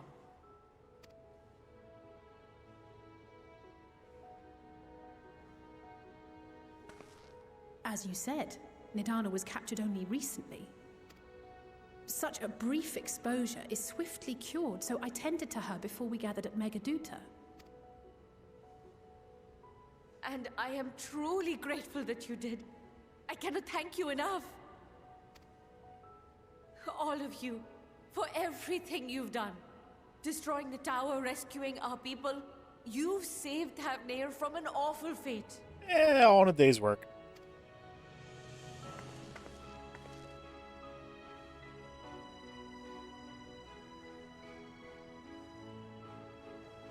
Yet who hath truly saved whom? Due in no small part to thine inspirational courage, the alchemists were successful in reproducing warding scales of proven efficacy. Replications of thy work now stand ready to travel across the seas, unto the hands of those who might wield them against this rising evil. The talisman? Is this true?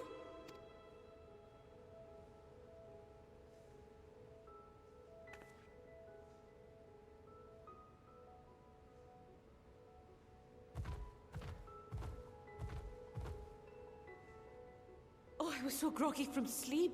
I didn't even think to ask. Oh, our great work sent across the seas. It was worth it. Oh, it was all worth it.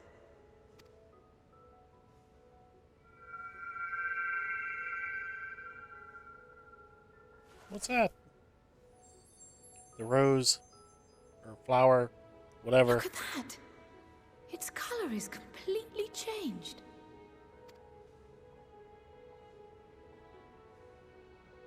What do you have there?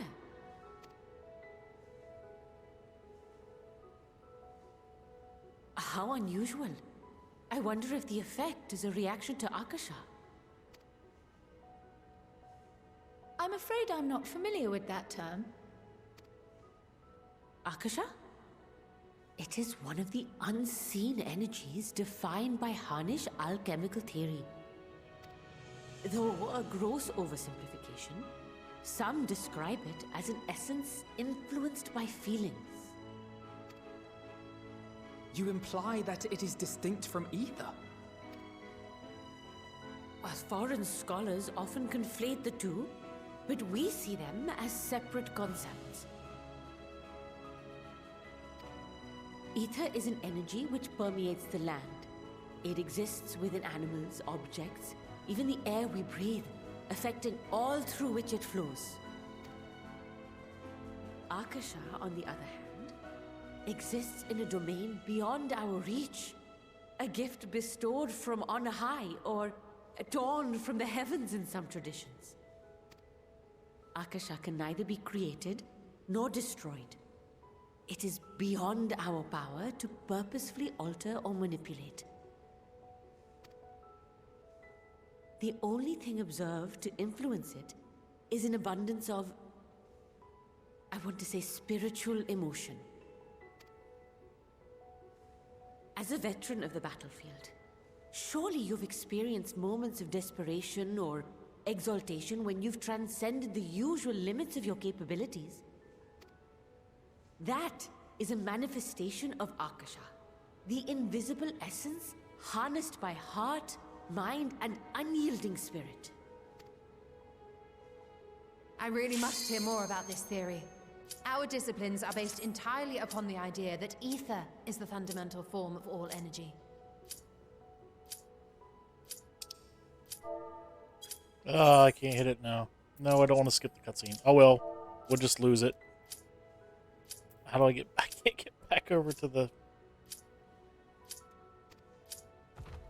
I'm glad my haphazard explanation has piqued your interest. But even for us, Akasha is a somewhat abstract field of study.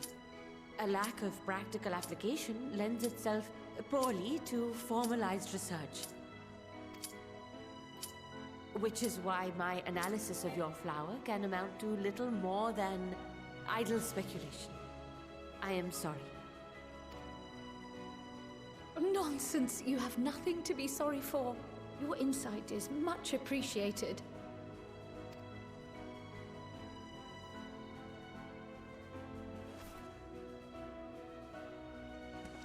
Shall we depart for Charlian then? I will see to it that the talismans arrive at the Annex. And we will be in touch once our talks are concluded. I suggest you rest while you can. From here onward, sleep is bound to be in short supply.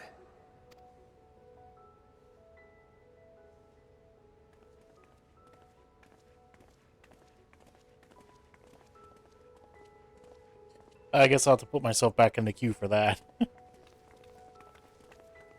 I don't know what it does if you accept it in the middle of a cutscene. Like, I don't know if you lose the cutscene or... I don't know. I have no idea.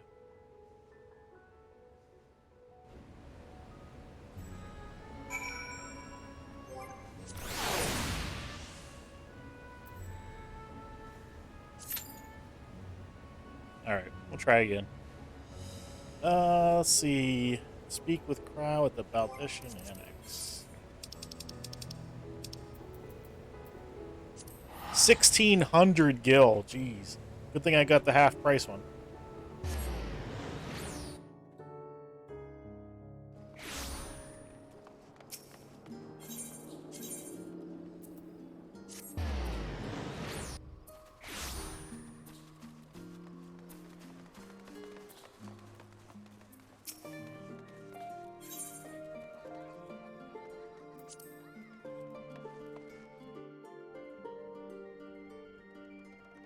Where is everybody? Was I not supposed to go here?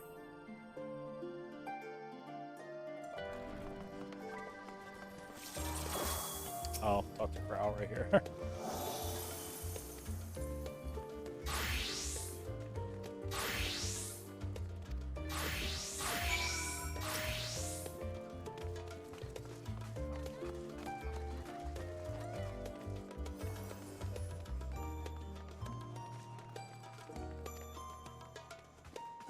She fluffed my pillow. Thank you.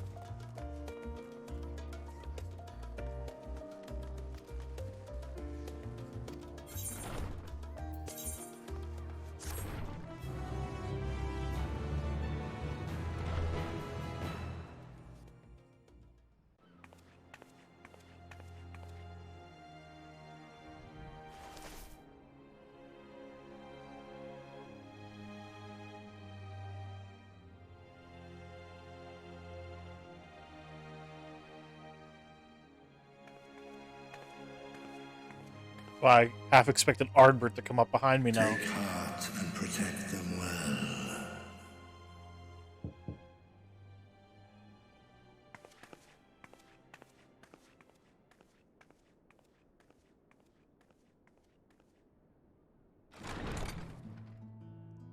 Hey, snacks. Good. Sweet. You're here. You haven't eaten yet, have you? We've bought quite a spread if you're interested. Only the finest dining from the last stand.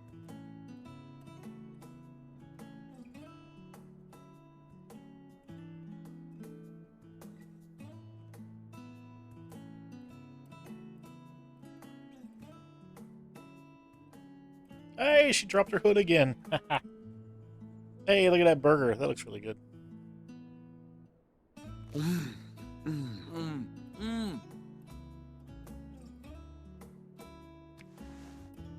She doesn't like pickles.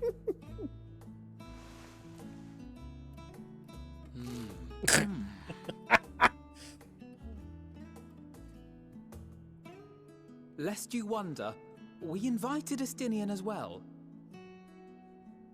But he refused with a rather grim-faced, "No, thank you." I suspect Charlian cuisine is not to his liking. Oh, I don't know. Oh, he's got about pizza. that. Perhaps our lone wolf just needed some time apart. What? To perfect his brooding stare? Next time, I'll drag him out by the ear, sit him down in front of a Sharlayan feast, and see that he eats every last bite. An excellent idea. Of all people, warriors must take proper meals and rest if they are to maintain a healthy constitution. Poor Estinian, beset on all sides. I want her hairstyle now. Without the hood on, her hairstyle's really cool. Speaking of one's physical condition, Mistress Kryl, I hear you recently played literal host to Heidelin herself. And what an experience that was. Tiring, yes, but no lasting harm done. If anything, I should have liked to speak with her longer. I've not felt a hint of her presence since. Heidelin instructed you to carry that flower, yes? Mm-hmm.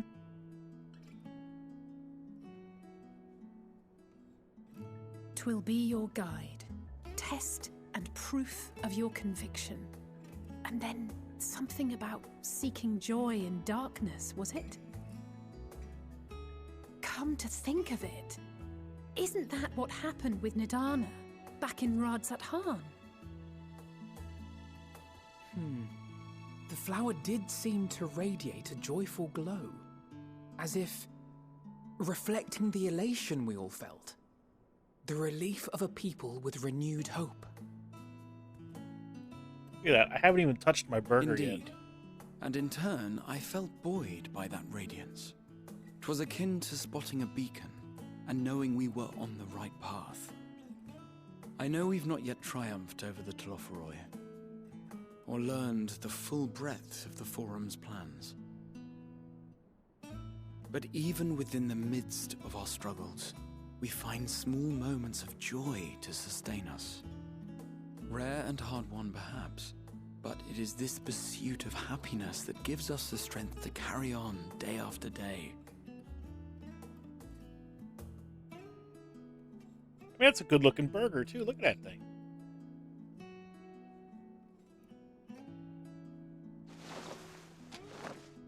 Hey, that's mine.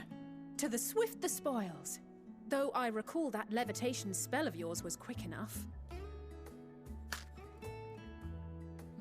Only barely. And even at my best, I'm still too slow to wield it effectively in battle. Mayhap I simply require more practice with this new magic. You unearthed it from the depths of Numenon, I presume?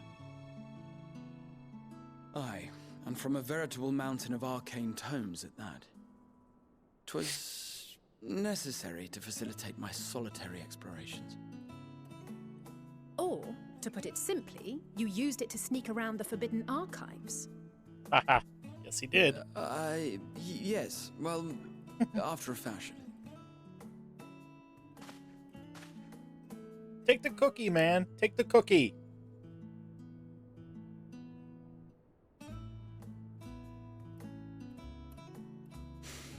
They're tall, you see. The shelves, they're too tall for me. And I could hardly move the library's platforms without attracting attention now, could I?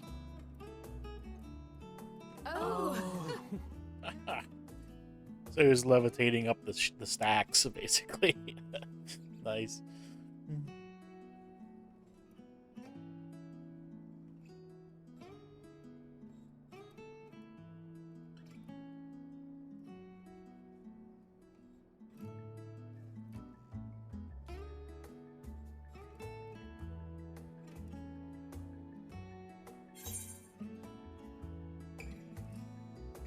You know, these are my quarters. I'll be polite. I'm not that ambitious. But 'tis pleasant to idle away the hours every once in a while.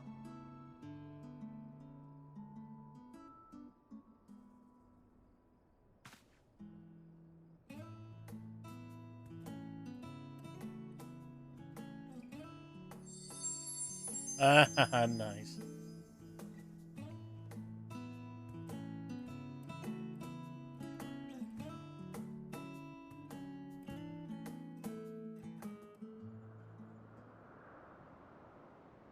Oh, Garlemald. Hey, our first glimpse of Xenos. Here we go. First glimpse of Xenos.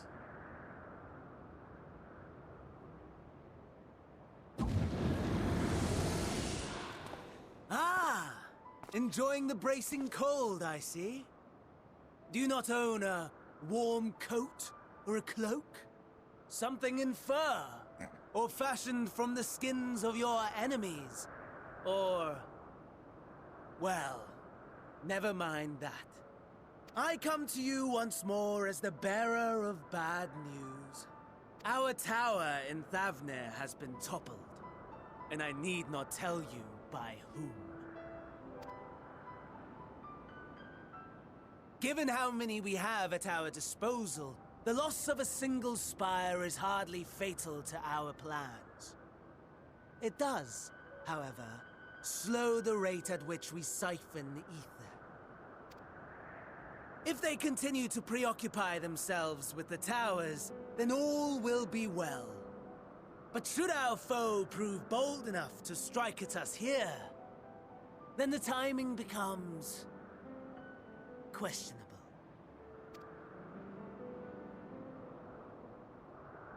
Our foe is bold enough.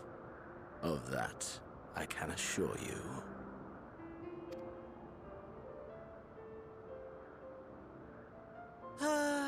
Yes, very well then. I suppose I must prepare a proper welcome. Honestly, talk of your nemesis is the only thing you seem to enjoy. Does nothing else spark your interest?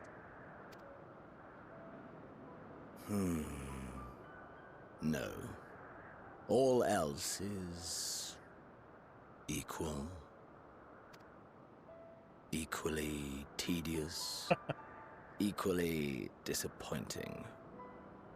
The world is a tepid bog into which we sink, too weak to thrash as the mud clings to our eyes and fills our throats till we blissfully choke. He's such a cheery guy, isn't he? But then came the light, blinding and pure and hot, so very hot, enough to set my soul aflame. I basked in the afterglow until the void yawned once more. Oh, jeez. And then I knew. All right, I'm just gonna. Oh no, someone never with claim me again. There was naught for me ahead, so I drew the curtain on all that had come before. All right, I gotta switch my controller. Controller be dying.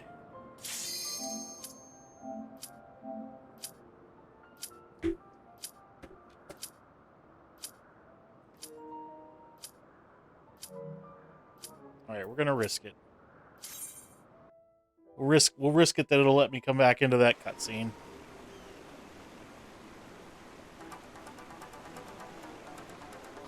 Oh, so now we'll see how this works at a little bit lower level.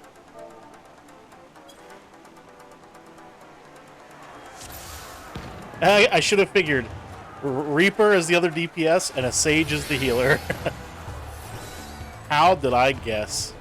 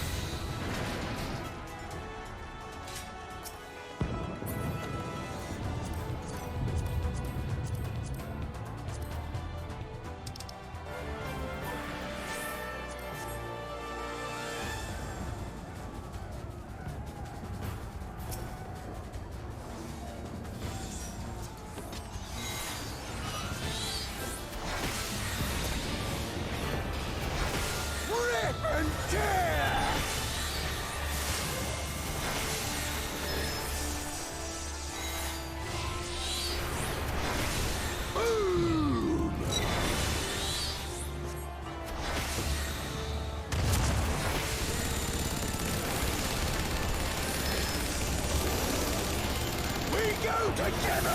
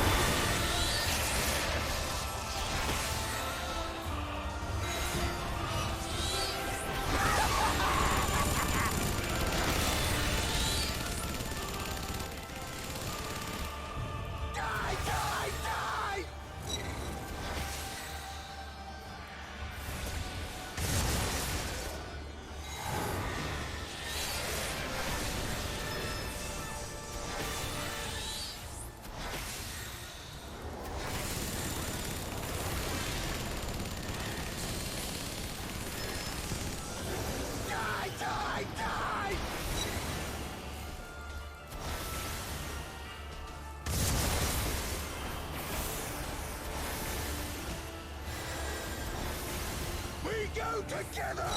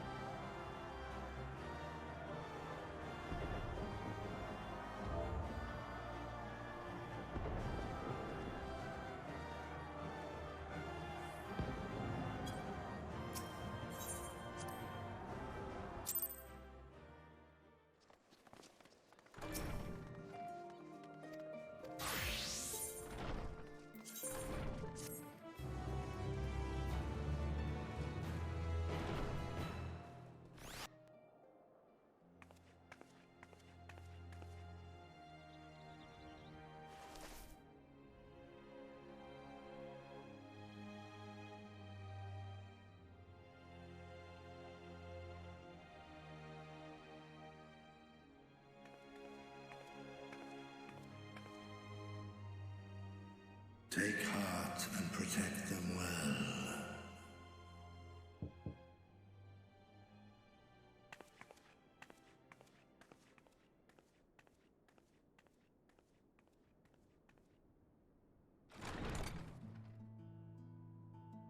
Good, you're here. You haven't eaten yet, have you? We've bought quite a spread if you're interested. Only the finest dining from the last stand.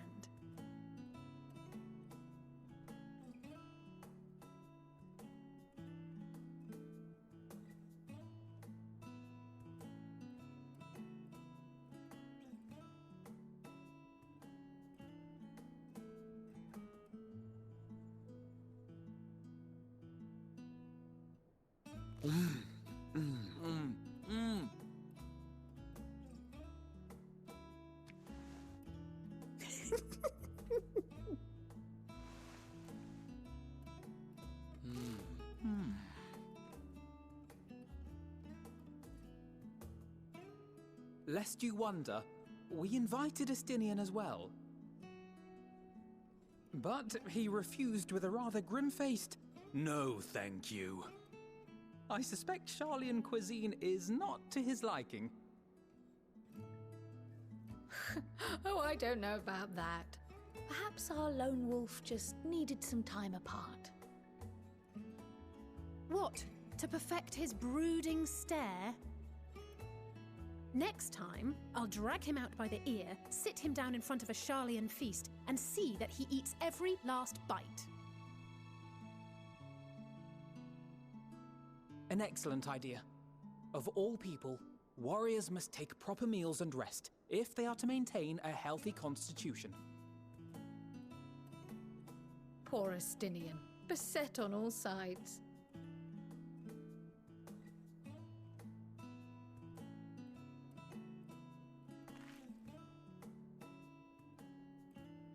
Speaking of one's physical condition, Mistress Kryl, I hear you recently played literal host to Heidelin herself. And what an experience that was. Tiring, yes, but no lasting harm done. If anything, I should have liked to speak with her longer. I've not felt a hint of her presence since. Heidelin instructed you to carry that flower, yes?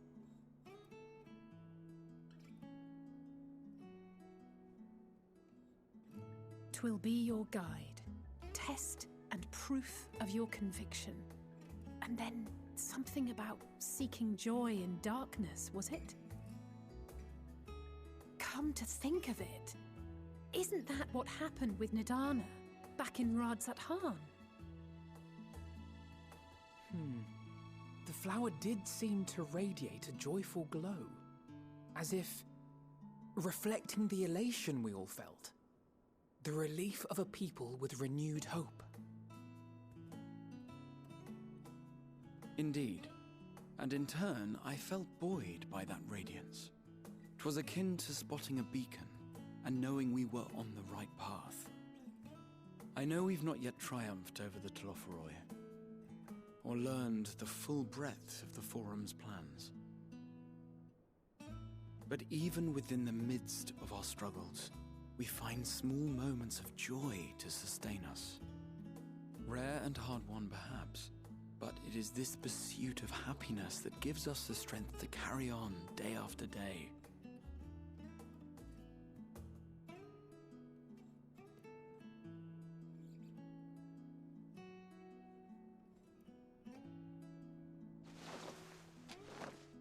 Hey, that's mine.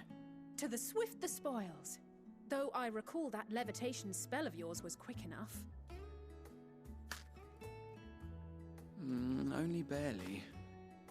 And even at my best, I'm still too slow to wield it effectively in battle. Mayhap I simply require more practice with this new magic. You unearthed it from the depths of Numenon, I presume? Aye, and from a veritable mountain of arcane tomes at that. 'Twas necessary to facilitate my solitary explorations. Or, to put it simply, you used it to sneak around the Forbidden Archives. Yes, well, after a fashion.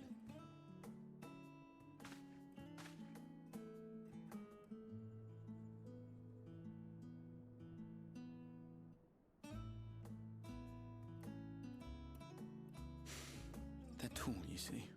The shelves, they're too tall for me. And I could hardly move the library's platforms without attracting attention now, could I? Oh!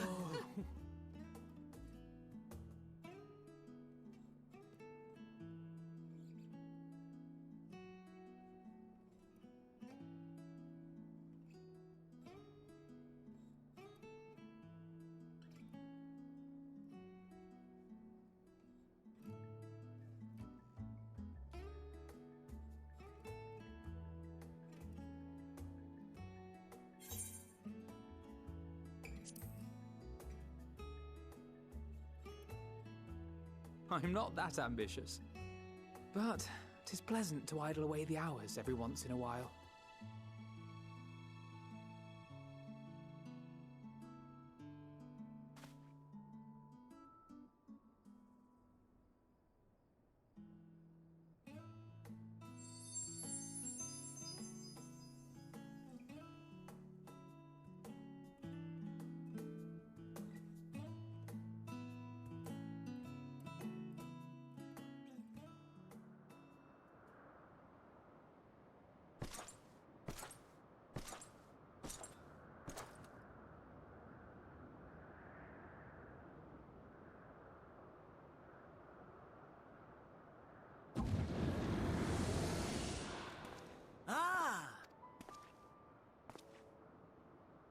I come to you.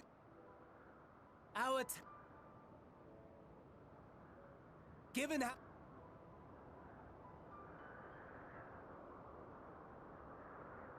If they continue to...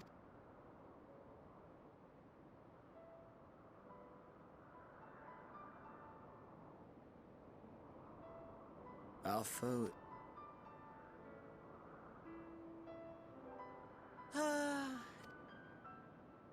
Honestly, talk...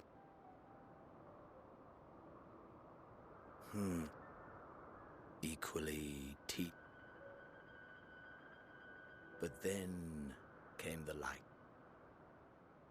I basked in the afterglow until the void yawned once more. And then I knew the muck would never claim me again. There was naught for me ahead, so I drew the curtain on all that had come before. Burn. Burn. Let the whole star burn. I will have my contest. I will reclaim my moment.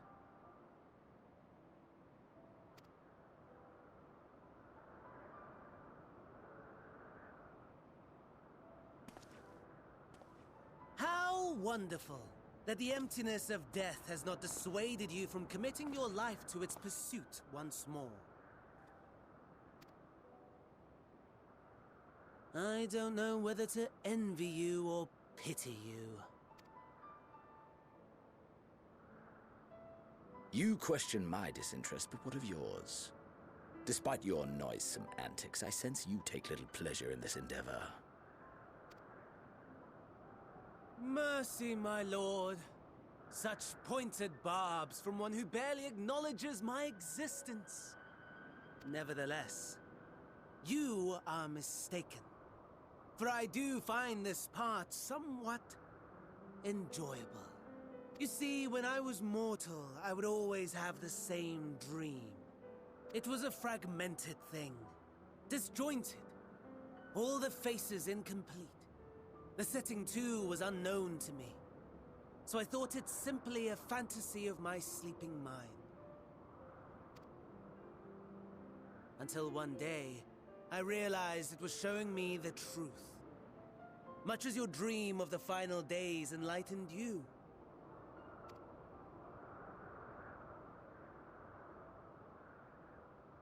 And soon, very soon, the rest of the world will see the truth of my dream, too.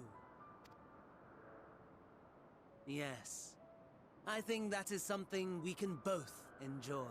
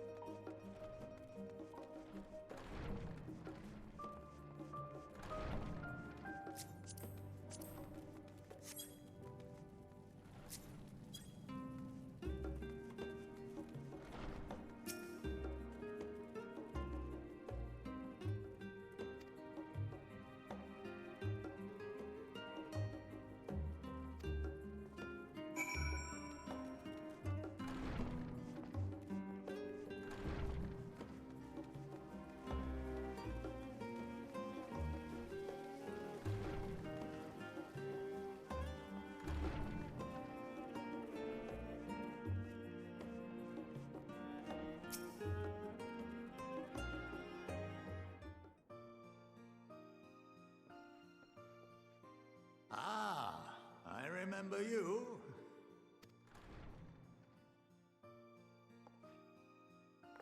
I pray we have not caught you at an inopportune moment. We wanted to offer our thanks for your kind words in the forum.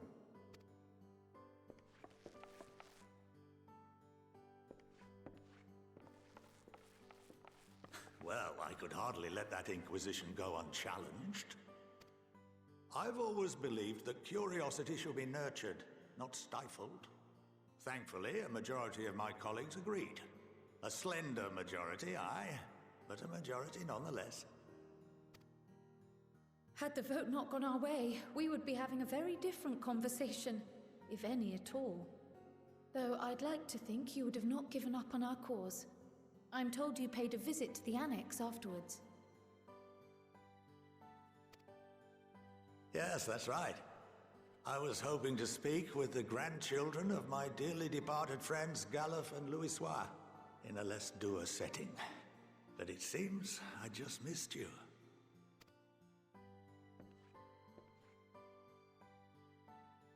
I still can't believe how much you've grown. If only your grandsires could have seen the way you presented yourselves to the Forum. Why, it fair brought a tear to my own eye.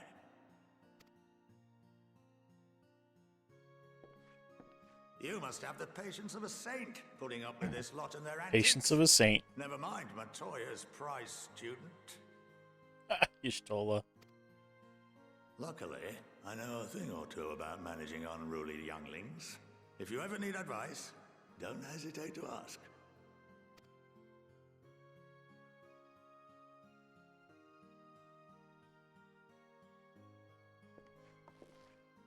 If I may, there is a rather more pressing matter we wish to discuss. What can you tell us of this duty that the Forum must fulfill? Nothing, I'm afraid. Like all humble servants of the Forum, I am sworn to secrecy. Or rather, I couldn't tell you if I tried. They're under some Our type of like duty is silency of the spell or gravest something. importance. Furthermore, if the particulars were made public, it would incite widespread panic.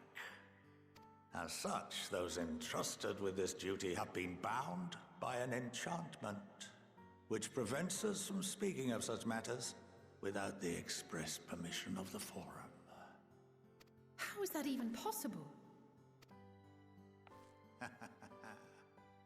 It's been some time since I last gave a lecture. Please, take a seat.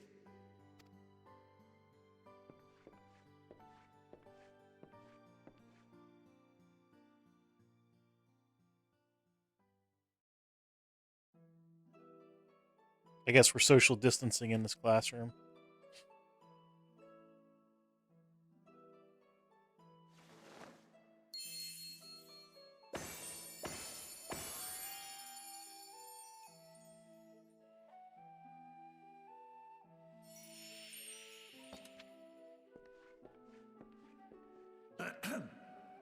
We shall begin by reviewing the fundamentals of etherology. The ether, which imbues us with life, can be categorized into three forms. Two are of the incorporeal sort, the soul and the memory. Can anyone tell me the third?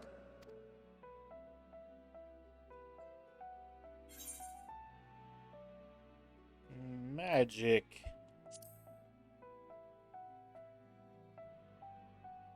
Not entirely inaccurate, but nor is it the answer I was looking for. That would be corporeal ether. This is the form with which the layman is most familiar. Consumed by even the simplest of daily activities, and replenished by the food and drink that sustain us, this form of ether is in constant flux. In contrast, the ether that comprises the soul is rarely subject to dramatic change. The same can be said for memory, as the two are intrinsically linked.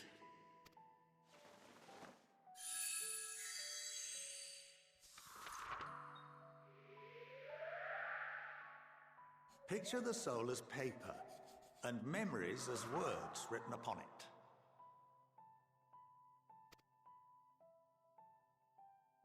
Now, what would happen if that paper was doused with ink? The same type of ether as comprises the memories. Memories would be hidden.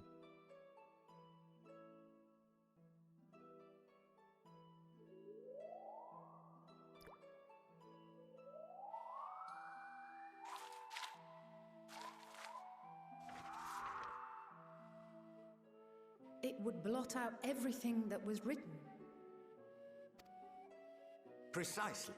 We would be unable to recall the memories, and any activities that depend upon them would be hindered as well. In fact, this exact phenomenon was observed on a vast scale not so long ago. And what might that have been?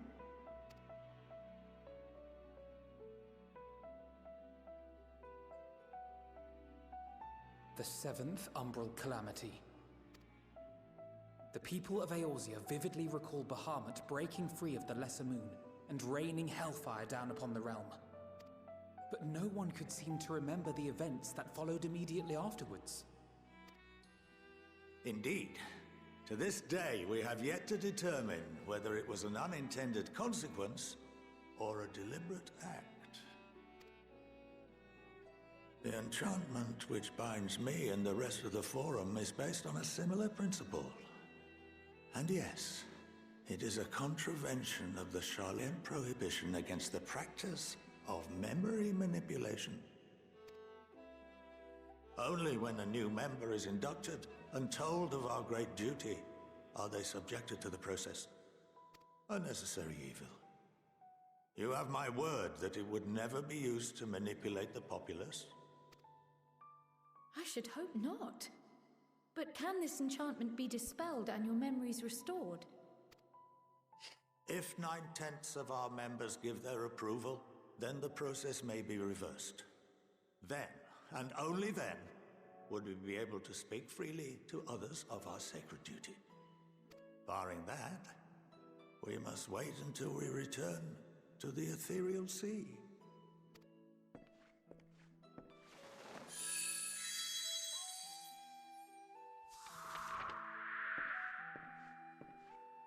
For there we will be purified, the blots upon our souls washed clean.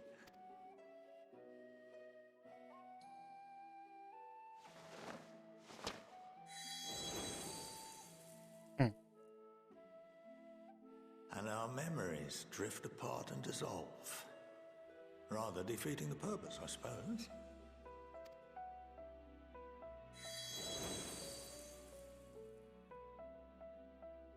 But there are those memories that are indelibly etched upon our souls, some believe. What happens after that? We are reduced to pure ether, coalesce with that of others, and create souls anew. Alternative schools of thought assert souls remain whole and return to the corporeal world, reborn into another form. Both theories have their proponents. Personally, I consider each equally probable.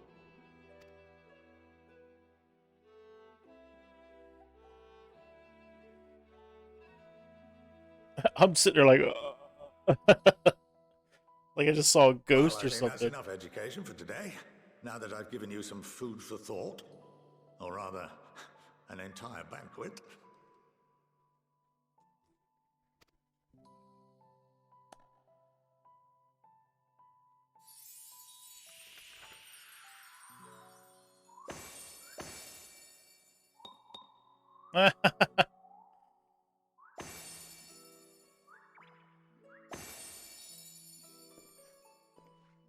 I would remind you that although I'm unable to assist you with certain matters, the resources at my disposal may still be of use to you.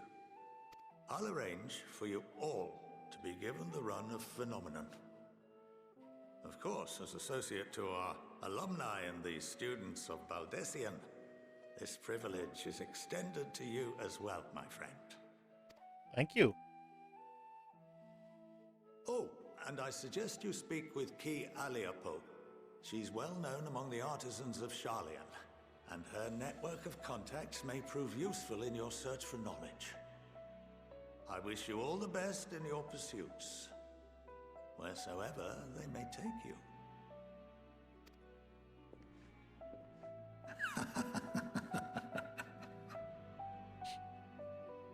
Found something humorous at the end there.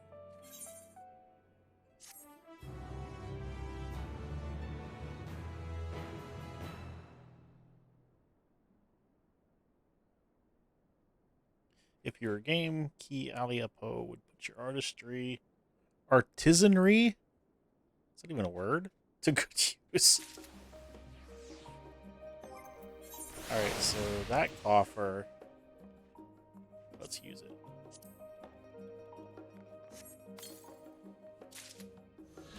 Luncheon Toadskin Grimoire. Okay. What's it look like? Interesting. Okay. I'm gonna get a body piece. Pewter chest coffer.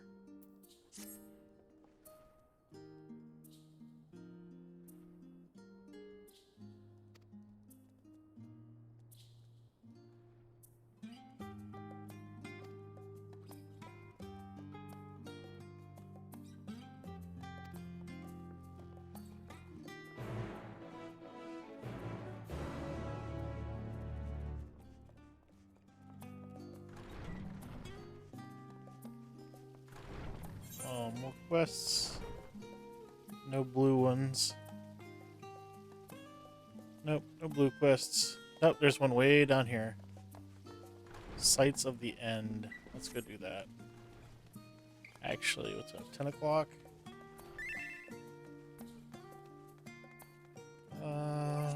Papato.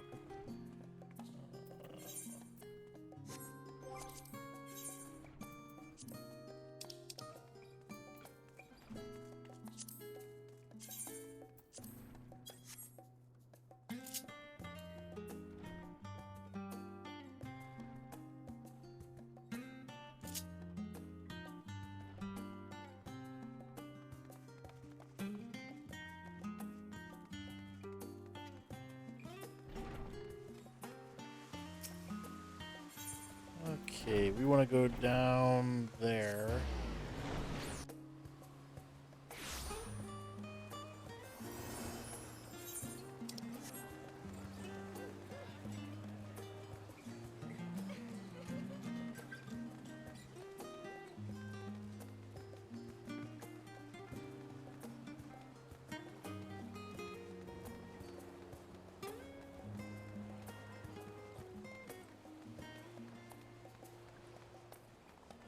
Wait, not there. Down this way. Yeah, down this way.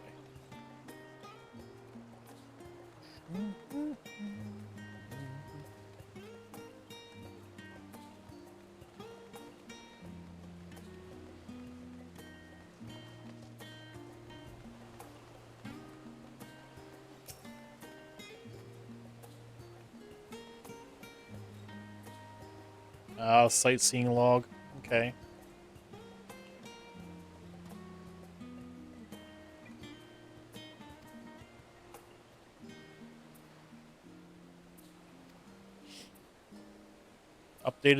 Updated the sightseeing log.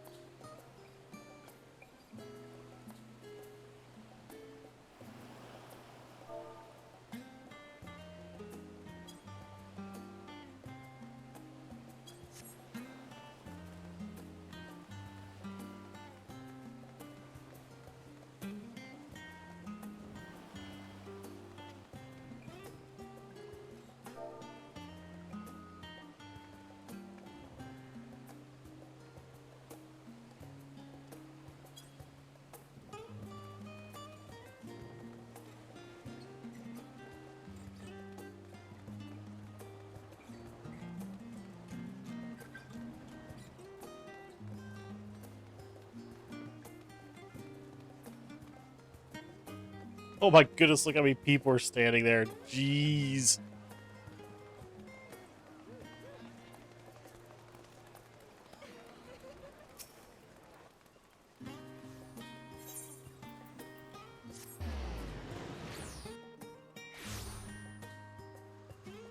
Alright, 10 to 7. I'm going to take a quick break, get a drink, and take some medication. I'll be back in just a few minutes. So hang tight. Be right back.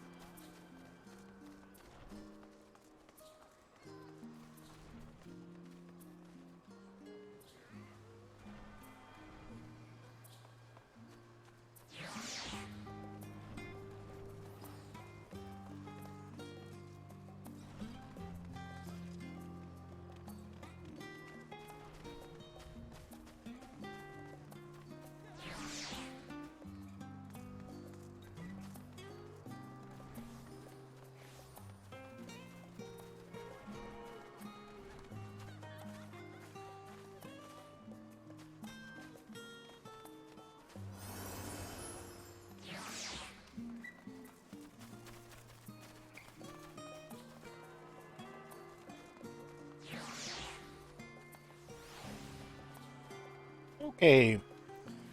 Back and ready to keep on rolling. Here we go.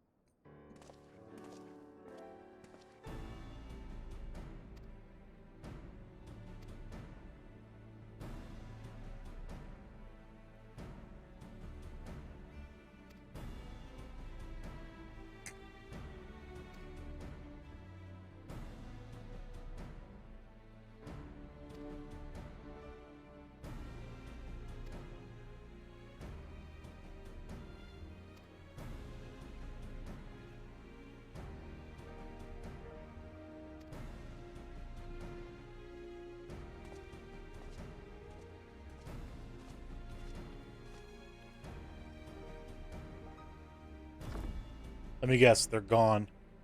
Oh, okay. I was gonna say, they've been stolen.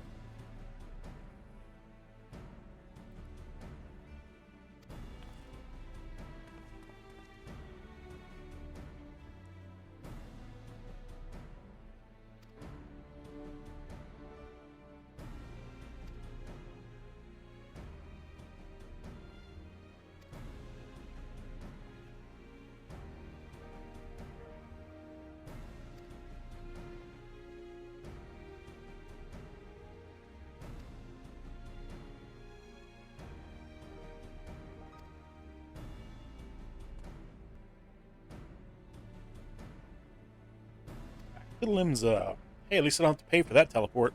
That's a freebie.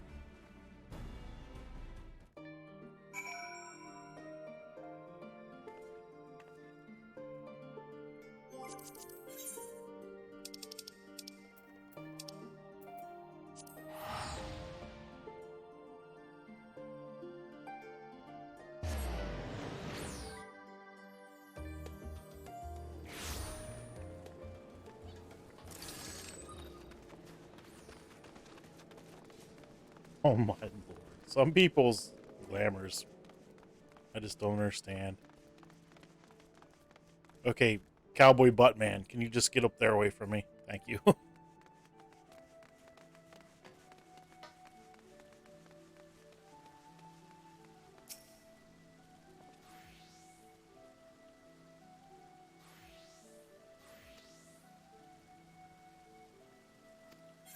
Send us in. The Admiral's by bay.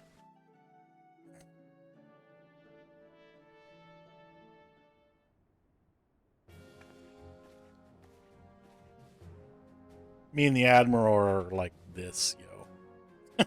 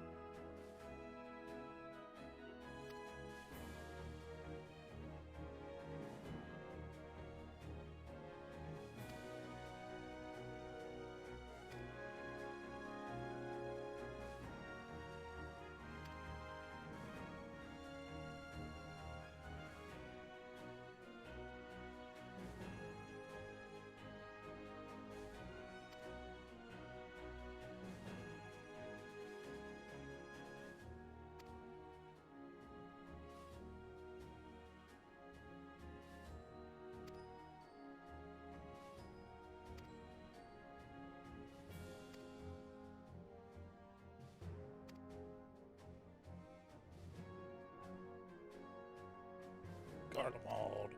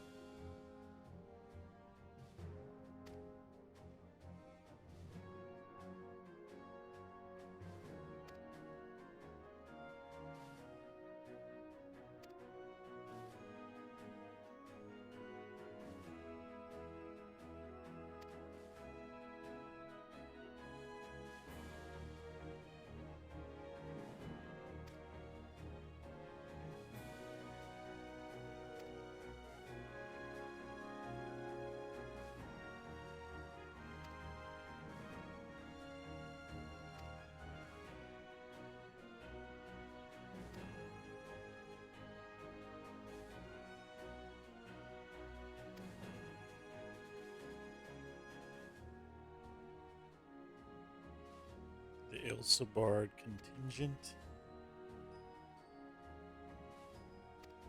Well, of course we accept. Duh.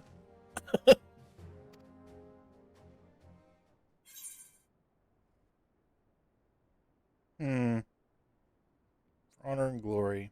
Now, we would say for the people of Garlemald. Yeah.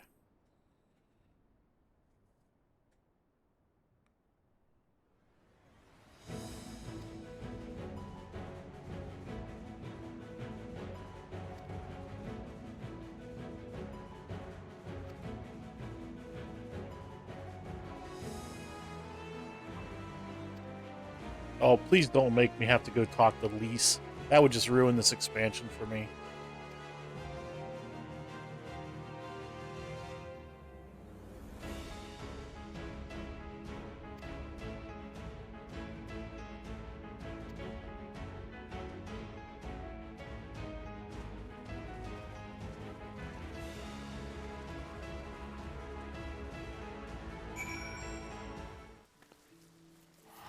Alamegan Quarter. So that is Alamegan Quarter. Right there.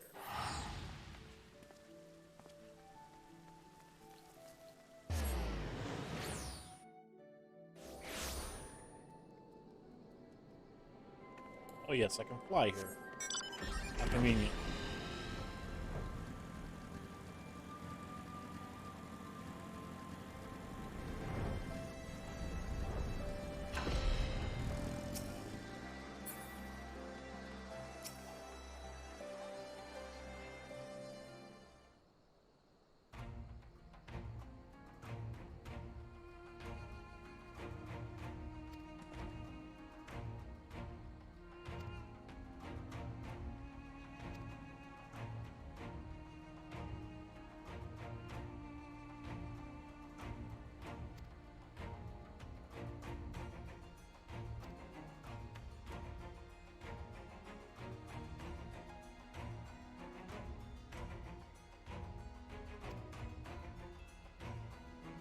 Can't please them all.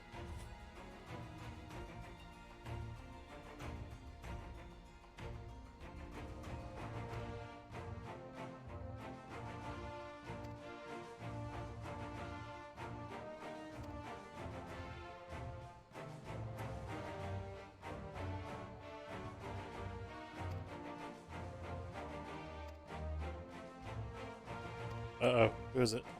Hey, Gaius, what's up, bro?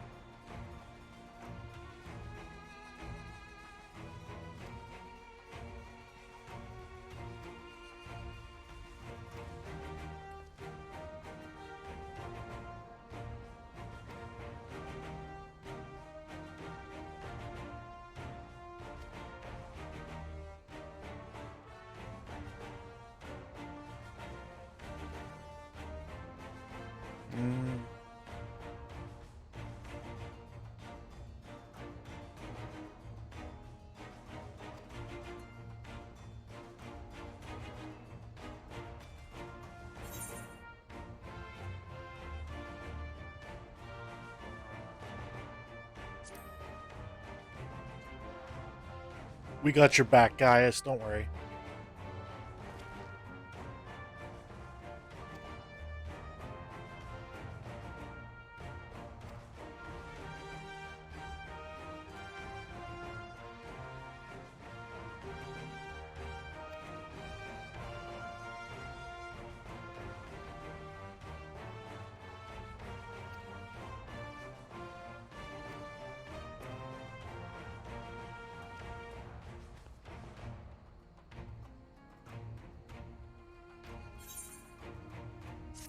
Right.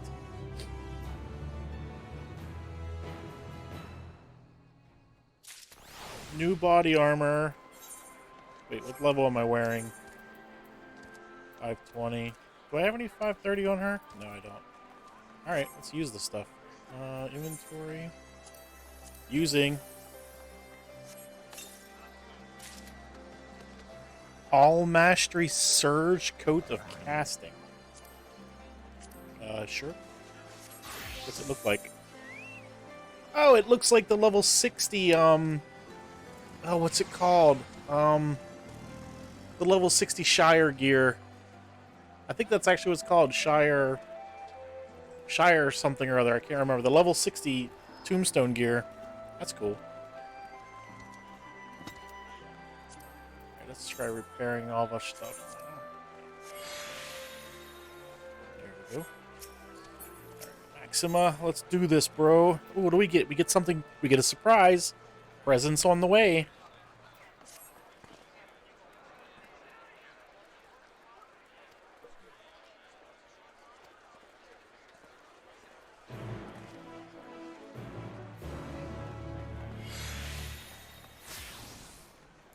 Let's head in.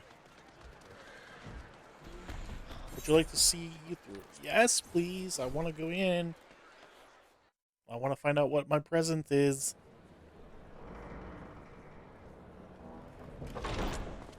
By the 12. That is a bunch of people. Oh, Lisa's here. Ugh. Puke, puke. Glad you could join us. I hope you don't mind, but we went ahead and started without you. You could have left Lise out of this. Thank you. As you can imagine, our traveling companions were eager to become acquainted. 'Tis a rare thing indeed to see such a diverse and talented group of individuals assembled for a single purpose. We fight not only for the sake of Eorzea, but for the entire world, including the people of Garlemald. Much rides on the efforts of the Ilzabard contingent. Indeed, which is why I am glad to find myself in the company of many trusted comrades, yourselves included. I remember her. Lucia. I have come at the behest of Lord Emmerich, who has honored me with the role of Ishgard's representative. And for the good of all nations, not least my former homeland, I am determined to see this mission through to its end. We have a hard road ahead of us, but walk it we shall, together.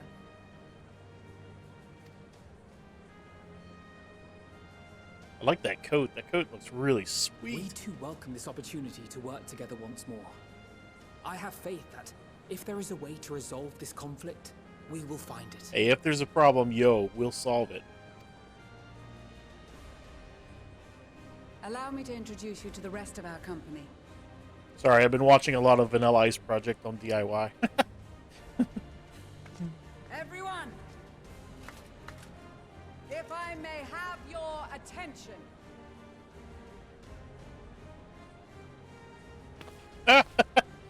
Oh god, Lise, don't wave at me. I don't even like you. I wish I could just punch you in the face. Thank god she's not a scion. I would puke.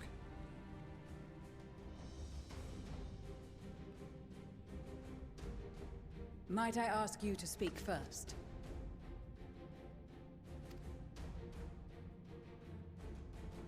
If I must. Arun Senna. I am Arun Senna, spokesman for the Gridanian delegation. Here on behalf of my esteemed sister, the Elder Seedseer. We shall And I provide can't see a support damn and thing. protection to those in need during our Because I need a time in haircut. Garlemald.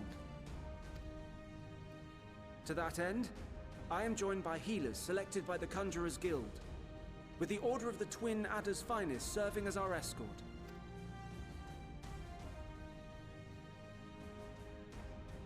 Of course, with an experienced white mage such as yourself accompanying us as well, those requiring more involved treatment will be in safe hands. Raya O sends her regards, by the way. How does he know I'm a white mage? Suppose I'd better say my piece. Wait, I know you. The name's Sicard, in case you've forgotten. Truth be told, I'd rather you had forgotten. Any road, the Admiral asked Captain Hilfear to send his best, and for whatever reason, he picked me. For whatever reason, he picked me. course, if I'd refused, I'd be the laughing stock of the bloody executioners, and my reputation's taken enough of a keyhauling as it is. But more importantly, like any pirate worth his salt, I know when you're staring down a storm, you gotta trust in the commander of your ship. So if the Admiral wants us to go to Garlemald, not for plunder and glory, but the promise of peace in our time, then that's what we'll do. Huzzah! Since we all know how much the Empire loves its steel, we thought we'd bring along a few smiths to make the most of it.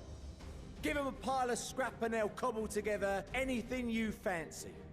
Of course, just like the Gridanians, we got fighters of our own. We might have come with a more constructive purpose in mind, but we're more than capable of cracking skulls, believe you me. Well, you're certainly raring to go. Oh god, shut up, Again. please. No one wants to hear your dumb ass. The most dependable warriors of Uldar and Alamigo have assembled at the Sultana and General Aldin's behest. If Garlemald has truly fallen, then the whole place is likely to be crawling with Telophoroi. We'll need plenty of troops to clear and hold a path for others to follow. That's where we come in. Naturally, Marshal Tarapin and I will be leading from the front. Maybe she'll die. Won't that be nice? It's been some time since I last saw you in your element on the battlefield. From what I've heard, you've become pretty fearsome yourself. Master Matoya, the avatar of destruction.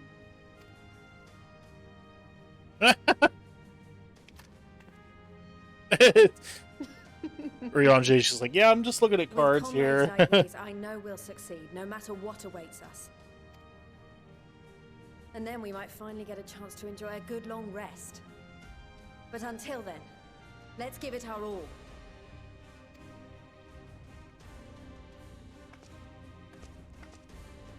As for Ishgard, we Temple Knights have come in force to uphold our nation's commitment to the peace and welfare of our allies.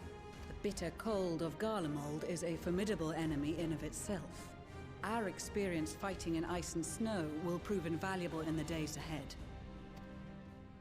Accordingly, I have been designated commander of the Ilzabard contingent. I will do all in my power to provide you with the leadership and guidance you require.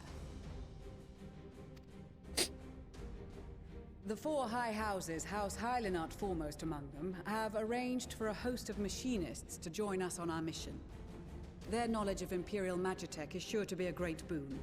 They will address any problems of a technical nature, together with the smiths of Limpsa Lomitsa. There is another awaiting introduction. Lord Emanolaine? Yes.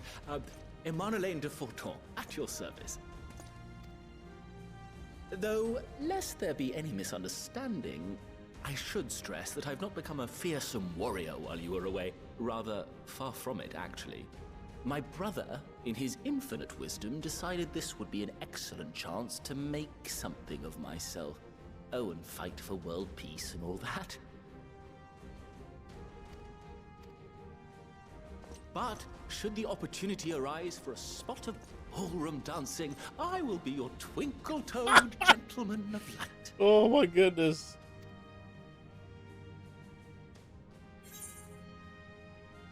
May your graceful prancing lead the way to victory.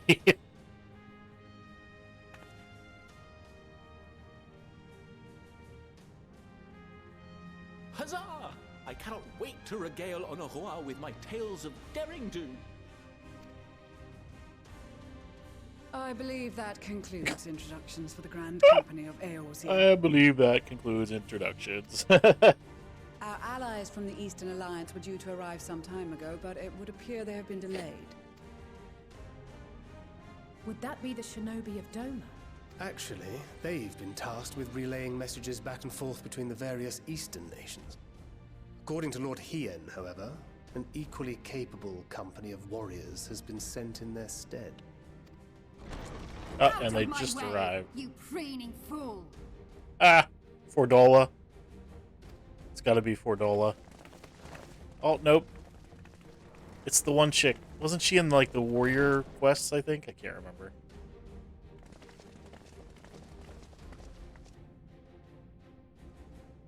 Forgive us for coming late. We are the delegates of the Eastern Alliance. Cyrena, and you've brought company.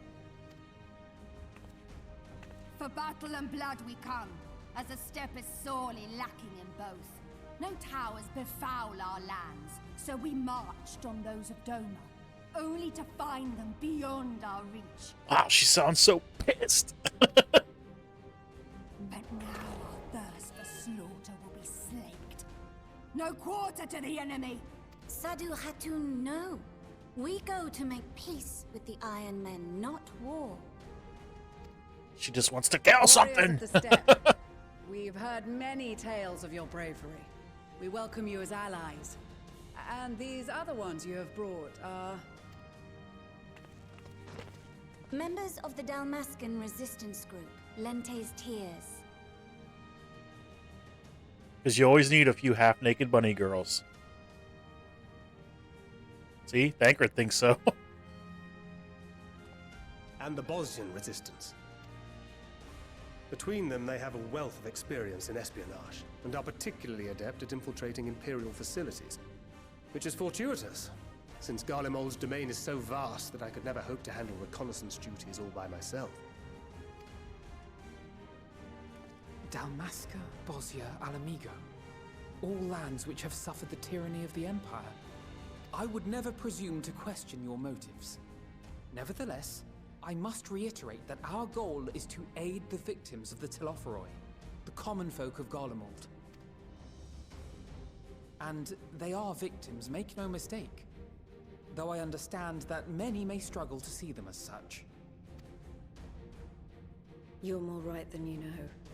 For every one of us that answered the call, there were a dozen that refused. Not only in Alamigo, but everywhere we went. And who could blame them? The Empire's always been the enemy. But after seeing what we've seen, fighting and working against and with Garleans, there's no denying the simple truth. They're just people. No different from you or I. They've got their share of liars and murderers, but so do we. So do we all. Fordola, who once swore herself to Garlemald, has proven herself a trusted ally time and time again. Every Eorzean here knows Cid Garland, the Imperial defector who shared with us countless technological wonders. Gaius bloody Baelsar himself is working to help rebuild Roulette, a nation he once conquered. So you can believe me when I say that every fighter here understands and accepts that the Imperials are not monsters and are deserving of help. Or at least that they were able to put aside their feelings for the greater good. It won't be easy, but we're all determined to make this world a better place.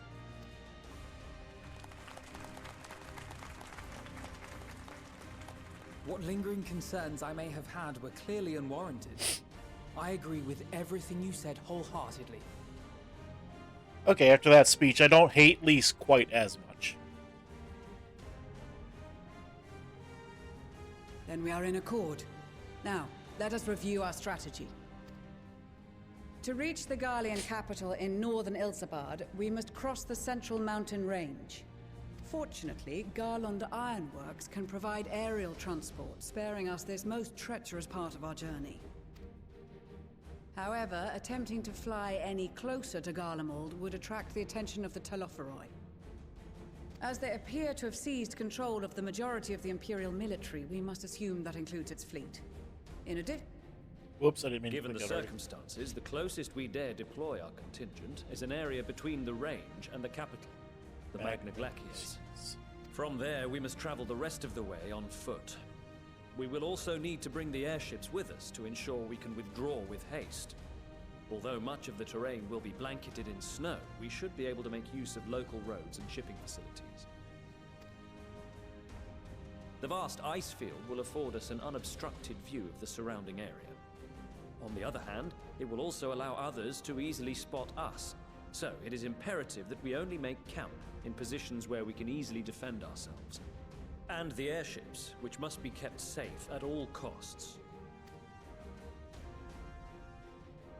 We cannot account for every possibility, so we must be prepared to think on our feet. We will be tested. Sorely tested, I expect. But for our homes and for our people, and a people not our own but in need, we will succeed. Spare no effort in your preparations. Once we depart, there is no turning back.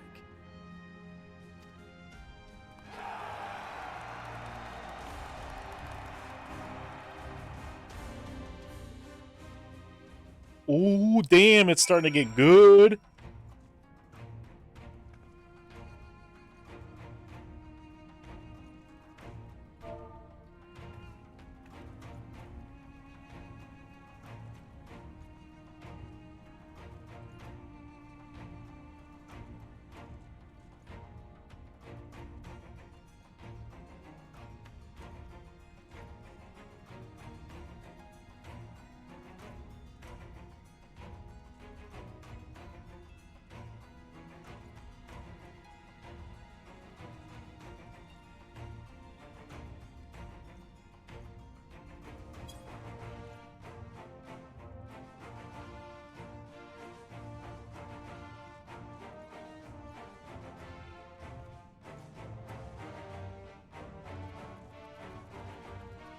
Pippin!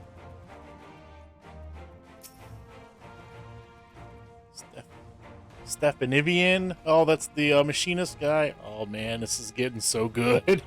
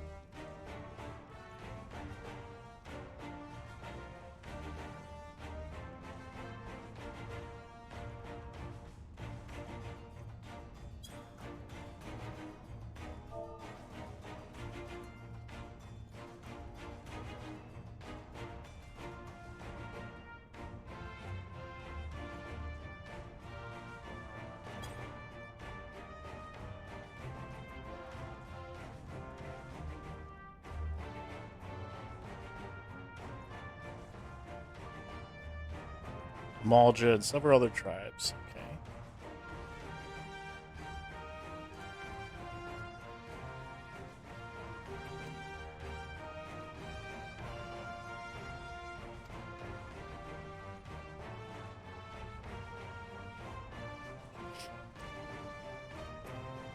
Pass out some scales.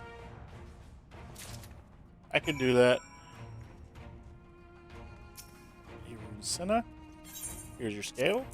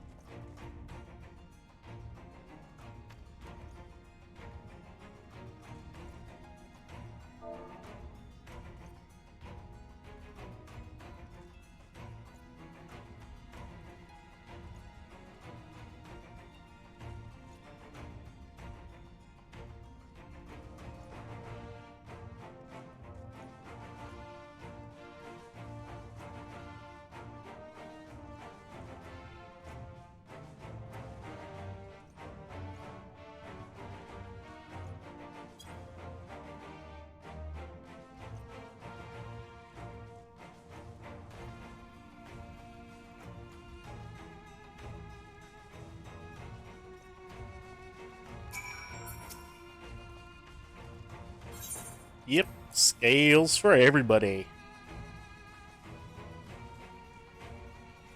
They'll be worth a gill or two when this is over.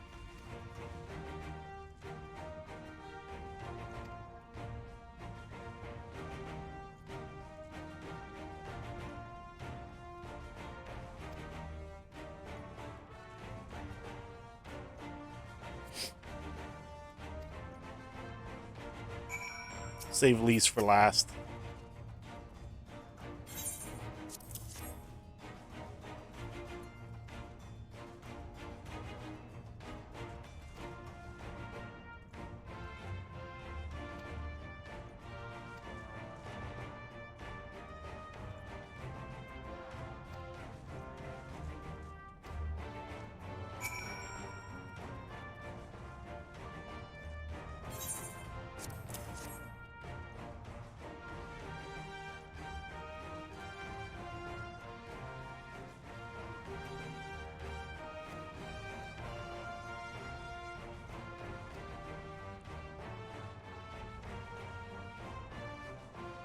Put Xenos back in the grave where he belongs. And finally, oh, back here.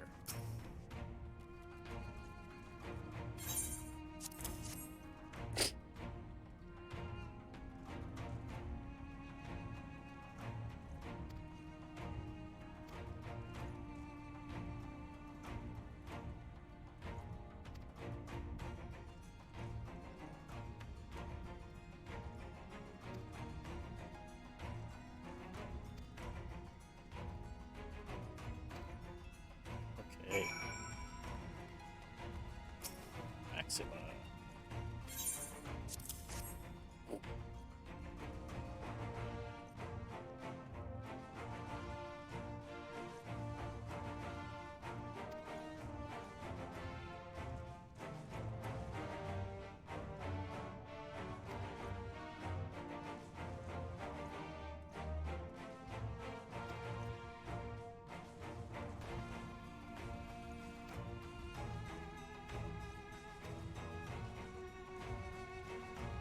Okay.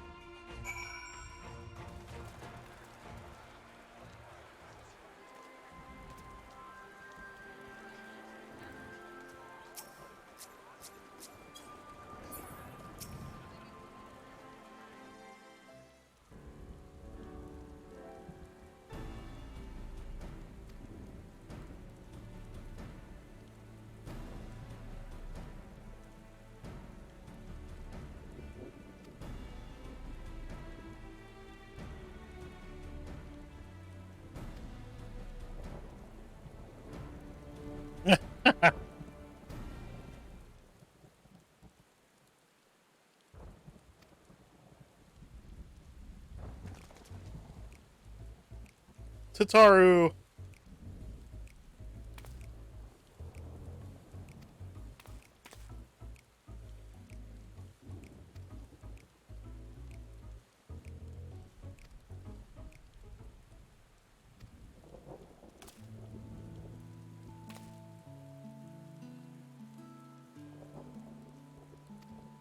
You will wear the garments I made whether you like it or not.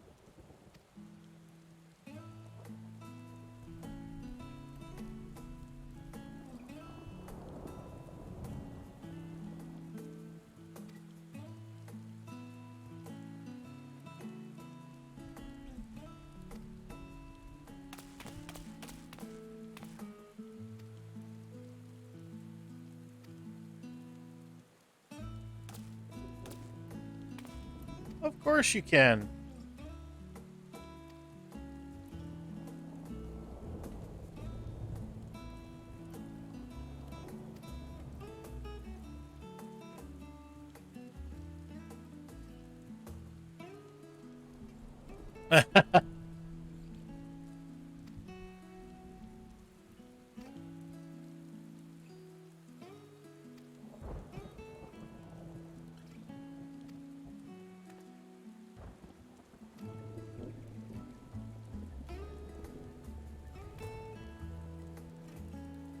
Winter woolies.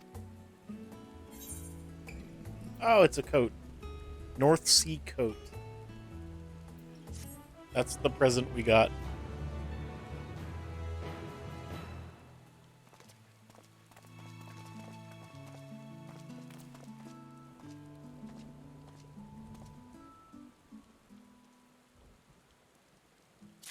Right.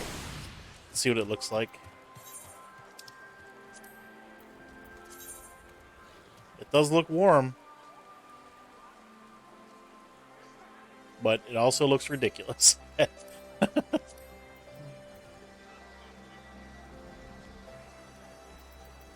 What's that? Scouting chess piece? What's that look like?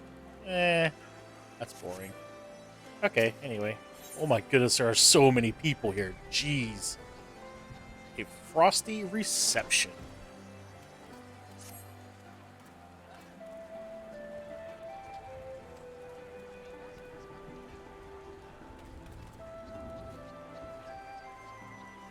We will be careful. Uh-oh. Fight time.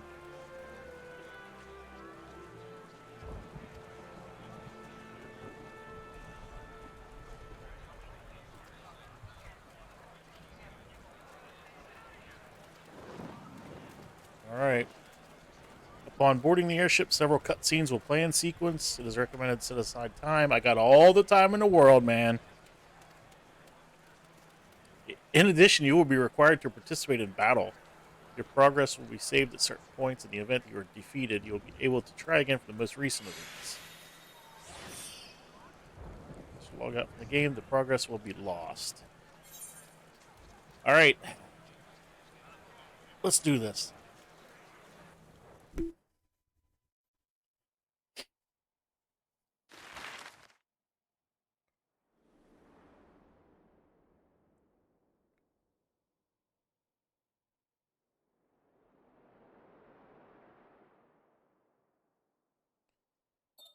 Ilsabad, divided in twain by a vast mountain range. Those who would traverse its jagged peaks face peril at every step. But why go by foot when one can simply fly?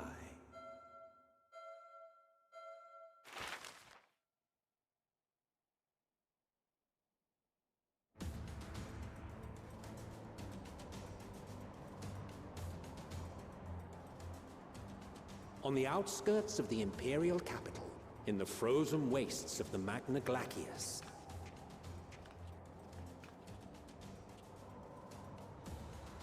the winds howl in icy protest, as if to warn against further trespass.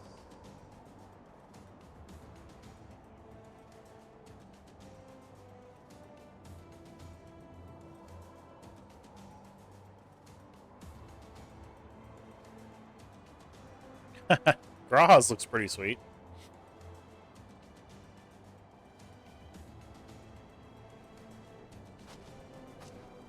We've received word from Thancred's reconnaissance party.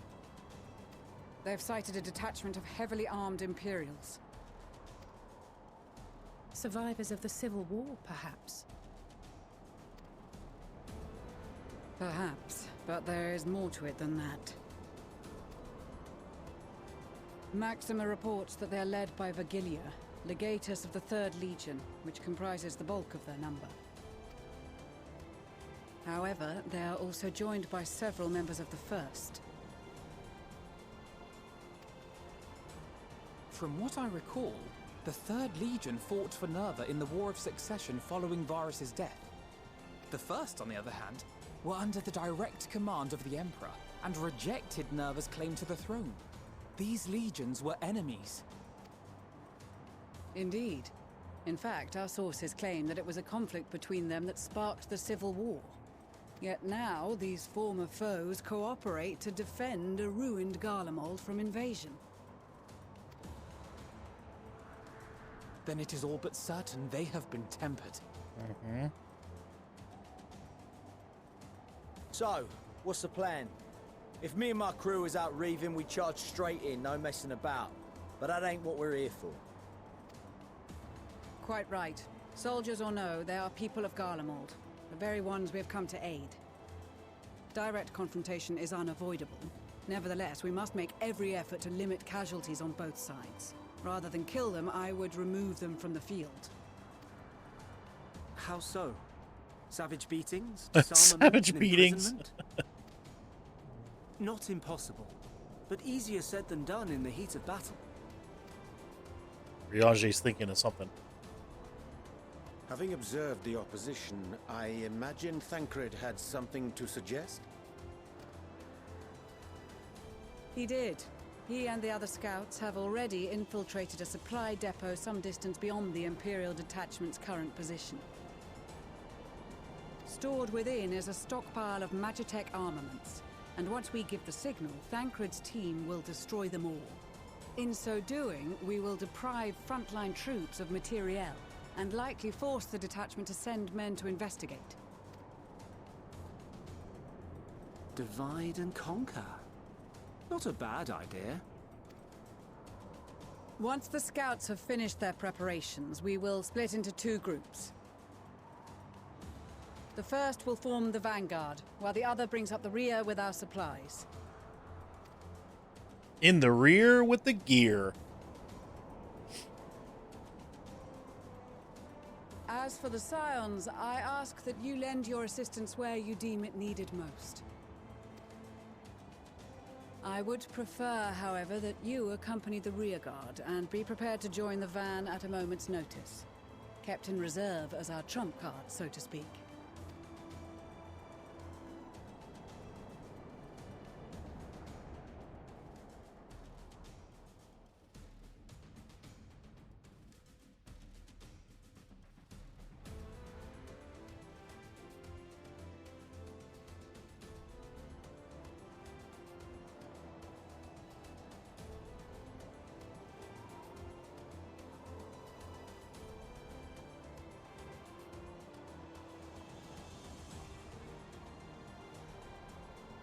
Oh, his coat's really cool looking. I like that. I want that as a glamour.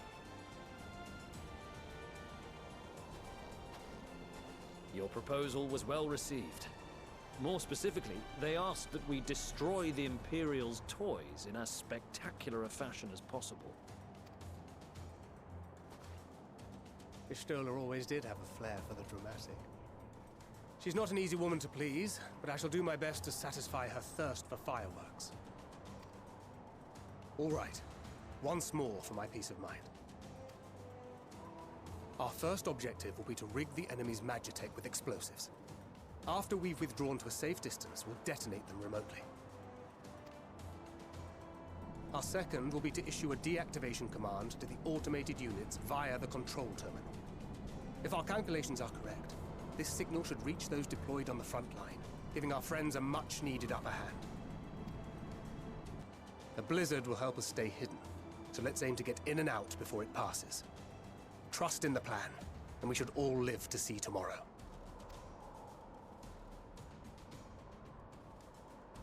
In the meantime, I will relay messages back and forth as the situation unfolds. You'll forgive me if I ask again, but are you certain you wish to play the lone wolf? That's what he's best at. Wouldn't have it any other way. Call it foolish and reckless if you like, but I'll get the job done. I always do. Very well. I wish you the best of luck.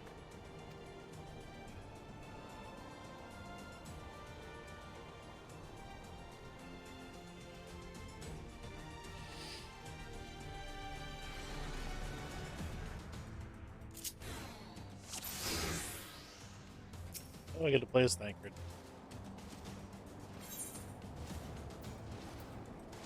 Commence the mission. Keep yes. your wits about you. It's time. All We only right. have one shot at this, so let's make it count. Do I go this way?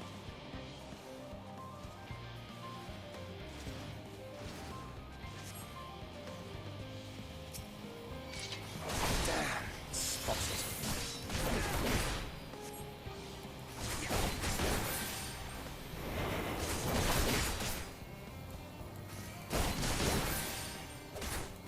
Bewilderment bomb. Okay, so we stand here. Oh, I gotta click on the thing. Okay. Okay, he's not killing him, he's just knocking them out. Okay, so...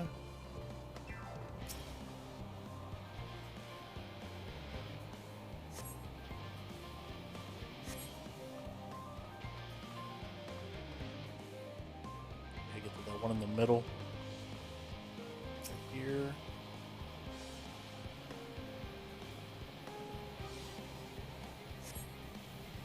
Another one in the back corner. No! Seven hells. Do it, armor bomb. Alright, whatever. I'll knock you all out.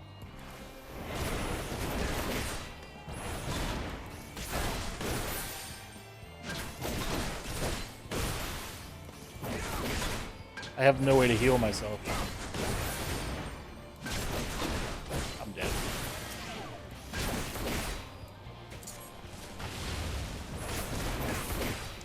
Start over.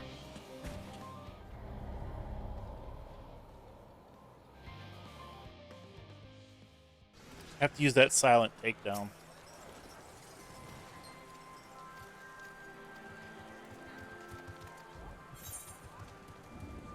Yeah, I don't. I want story. I'm not here for difficulty. I'm here for story. All right,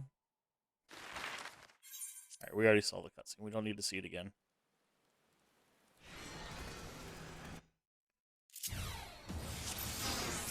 All right, commence.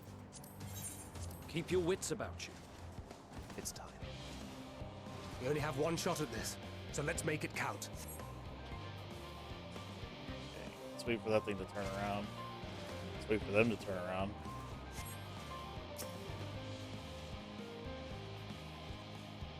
What does this do?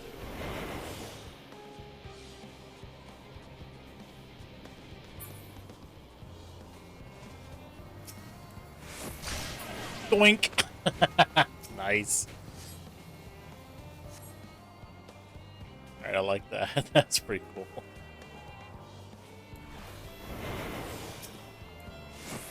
Doink!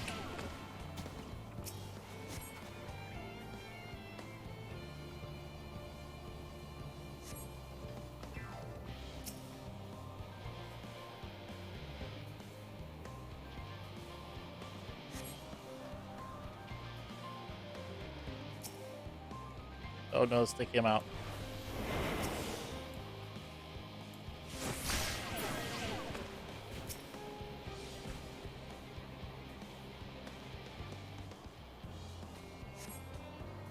Alright. I don't know what are these things gonna do? Let's get in the middle.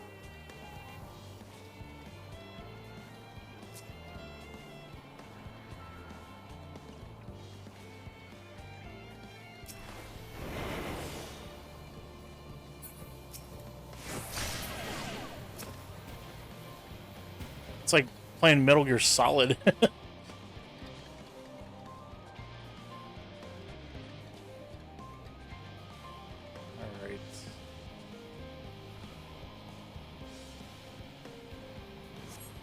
Alright. Bewilderment bomb on him. Yeah.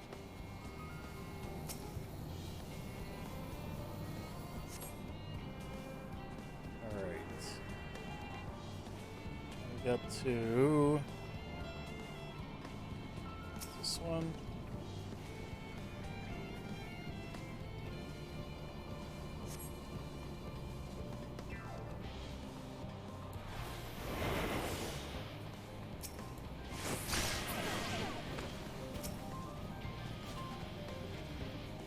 It's like playing Assassin's Creed. I love it. It's like Final Fantasy Assassin's Creed.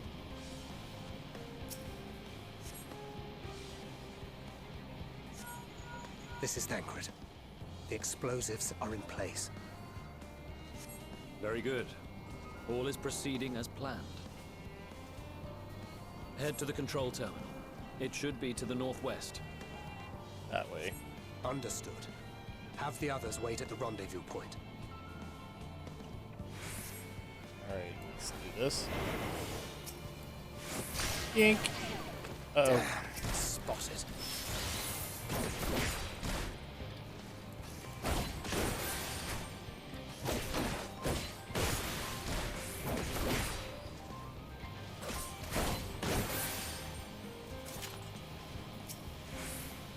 How long they stayed knocked out. Who knows? Okay, I gotta get over there. And we got a dog, a guard dog over there. So let's get in behind him.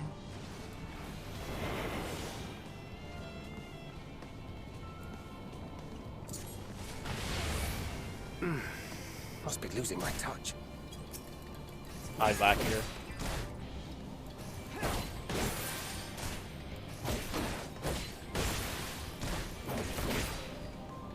Kill him quick, kill him quick.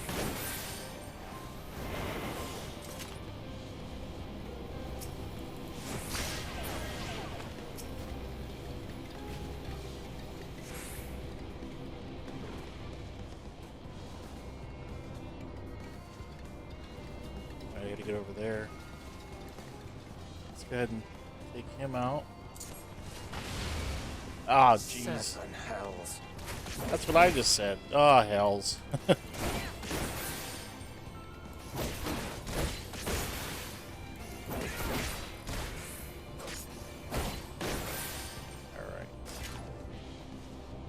Get over there.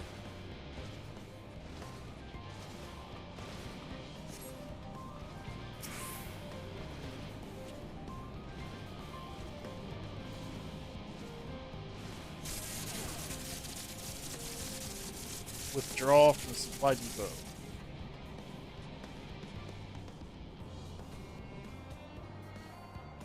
Alright, that was very interesting.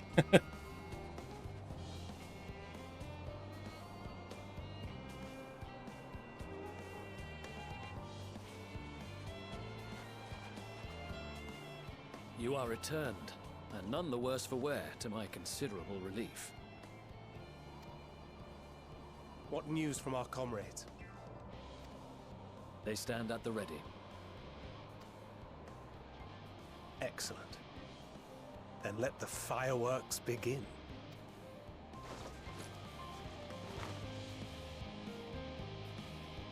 Do it!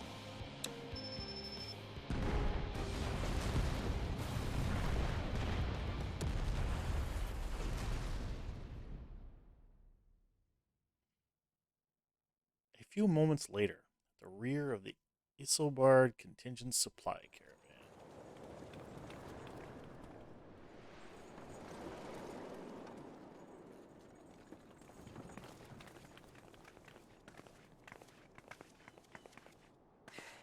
The blizzard's beginning to clear. The Vanguard should be engaging the Imperials any moment now, if they haven't already. Ishtola and the others are with them, so I'm sure they'll be all right, but... Uh-oh. Wait! Something's coming!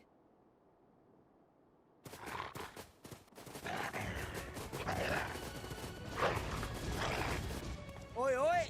Looks like we ain't the only ones who sent out scouts. Keep them away from the carriages! We lose those, and we're as good as dead!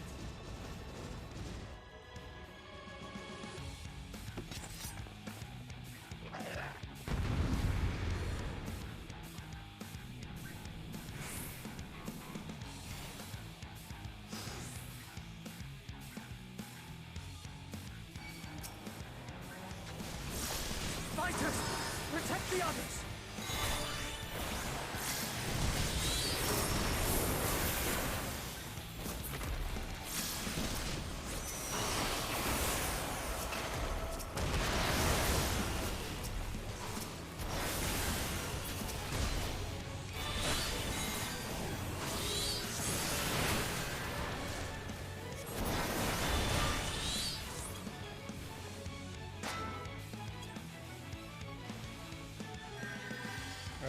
Where are we going? Oh, who's hitting me? Oh, this thing is. I'm like, who's punching me?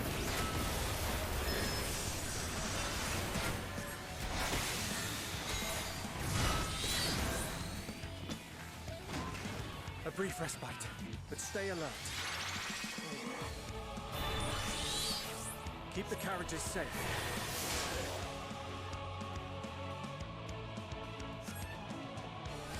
Am I supposed to go up there?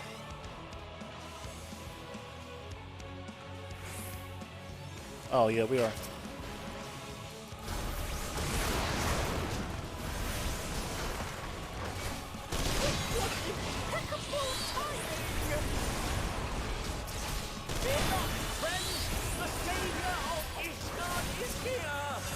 A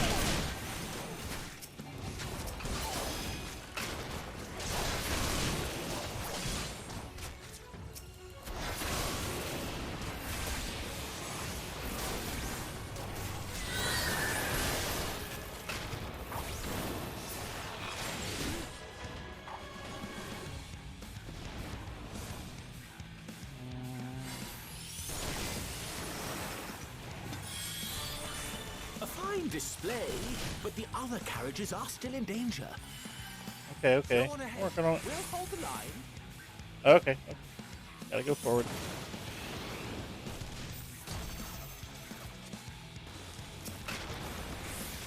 We're the only ones still struggling. Oh, we put our backs into it then.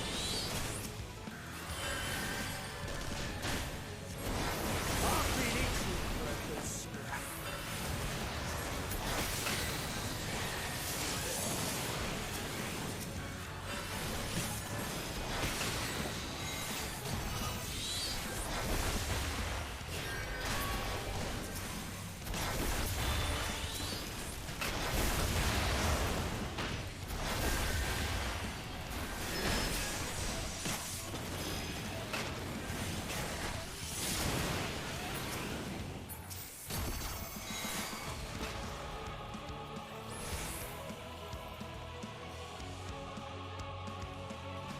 Tank! Tank incoming!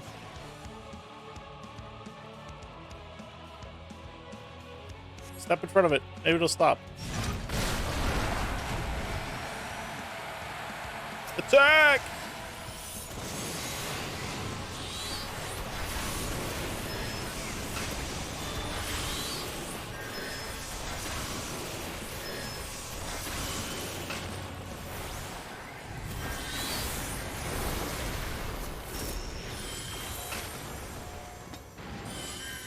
You lot all right back there? We're fine and ready for more. Hear that? Get to the front and turn the tide. I'm already at the front. Head north and join the vanguard. Okay. Can I mount? No, I can't. I guess I just had to run forward to trigger the cutscene.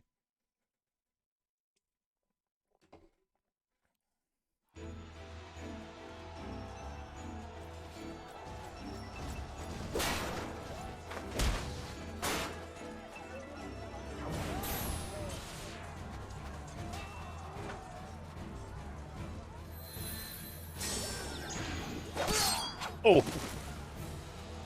Remember, Estinian, don't kill anybody. Removed from the field was not a euphemism for enthusiastically murder. It's nothing that won't heal. In time. time. The trouble is, their tempering has made them utterly fearless.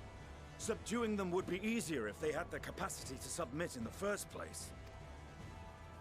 It's like the Terminator shoots everyone in the kneecaps. And that we all They'll agreed to live. follow. You knew it would be hard, yet still you pledged your lance, did you not?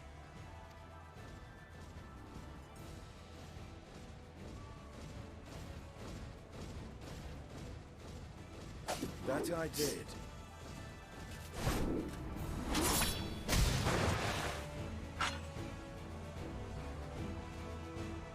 Get him, Lise.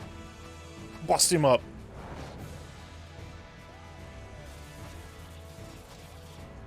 I like her helmet. It's pretty sweet.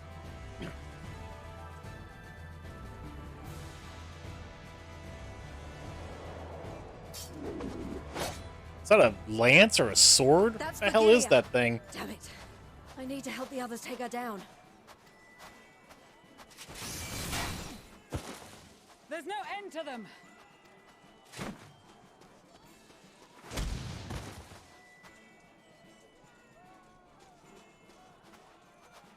I was wondering when you'd turn up. Have to make an entrance, you know. Now I'll read them a story, put them to sleep. There's no stopping us now. Come on. Let's show them what we're made of.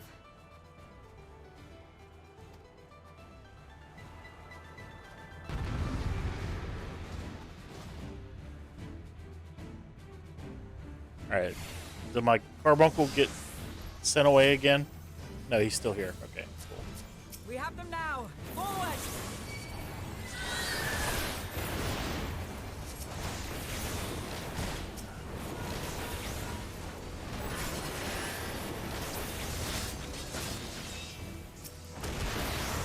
Right! Let them have it!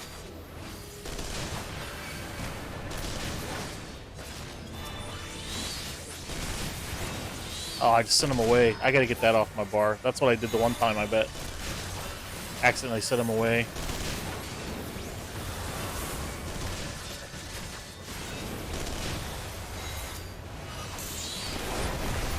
As a raging bull!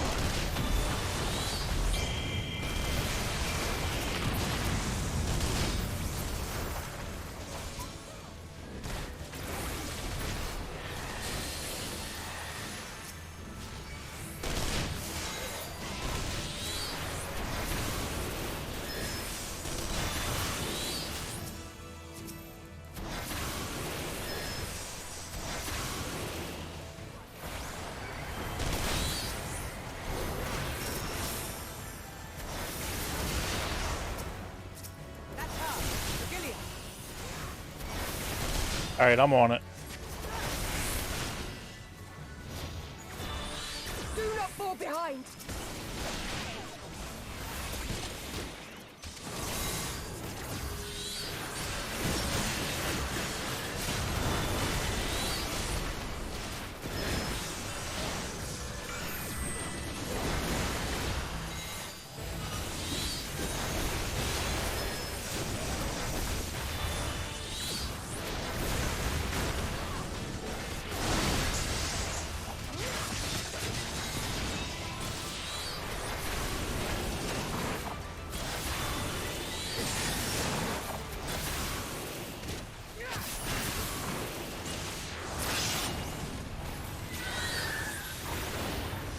Ooh, that did a lot of damage.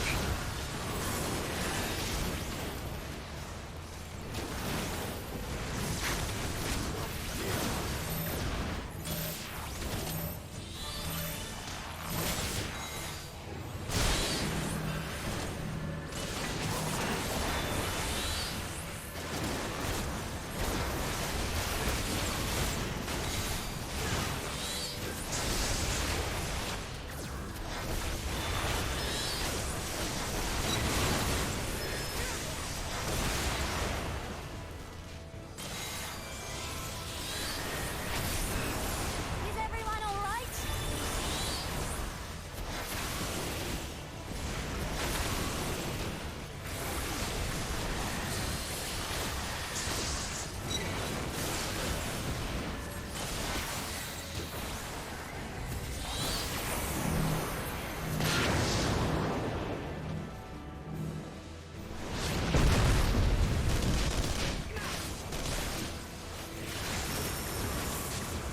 Kill or die!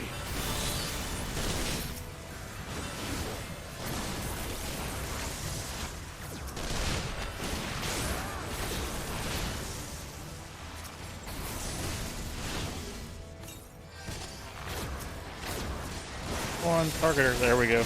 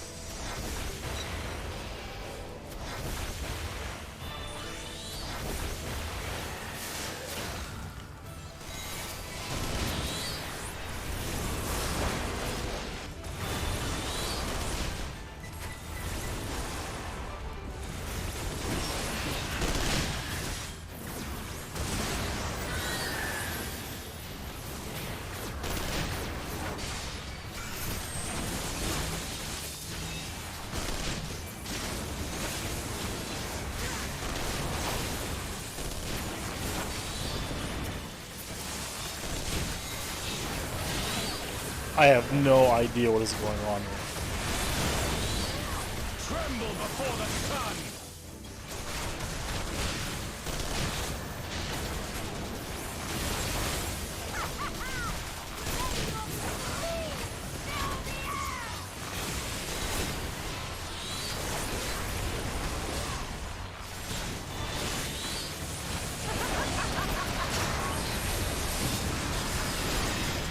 What the heck just happened? Wow. That was insane.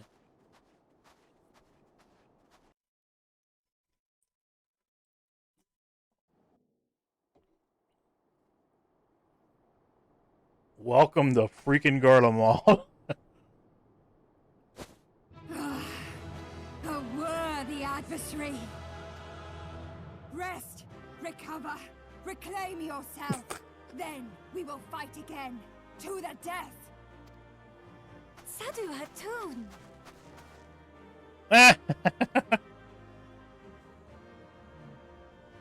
That was the last of them.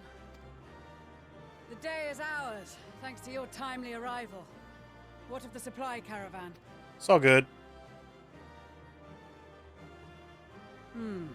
Outmaneuvered, but not outmatched. Good. Let us take the Imperials into custody and rejoin our comrades. And soon we shall arrive at the capital.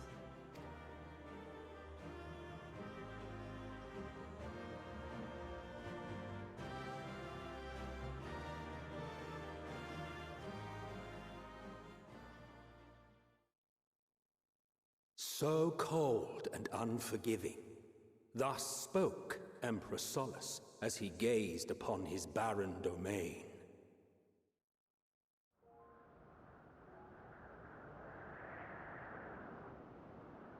"800 years it had been since the Garleans first set foot here. Wow, it's Bested by the destroyed. Kavosh, after centuries of war and driven from fertile southern pastures into the blasted northern wastes.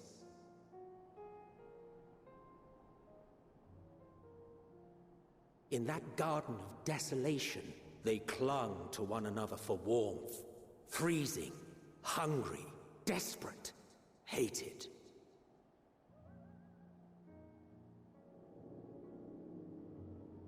Is that what the teleport or the Ethernet crystal looks like? Wow.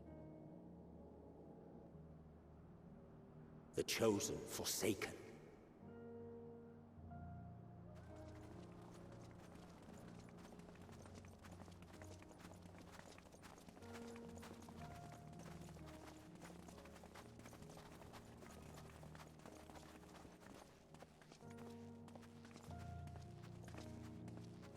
In the year 1513 of the 6th Astral Era, a young legatus named Solus single-handedly sparked the Magitech Revolution.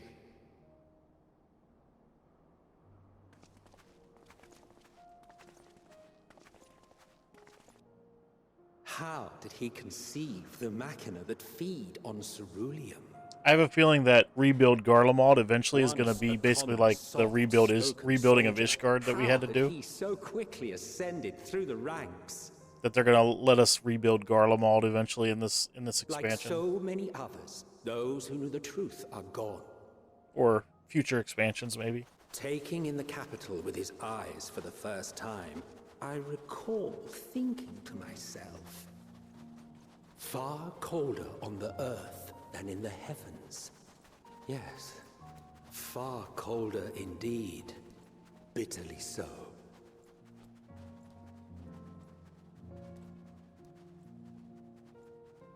Garlemald.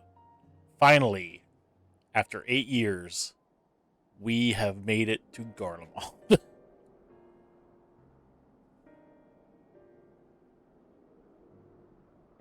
Not so much as a whisper. The roads leading beyond the city walls would have been used less in recent years. Nevertheless, this was one of the most important gateways into the capital. A buzz day and night with activity, aye. Merchants passing through the checkpoint, many of them stopping at the local hostelries. Surely they cannot all have been tempered. We can consider the question after we have made camp. If we spend any longer outside, we may well freeze to death where we stand. The tempered Imperials, too.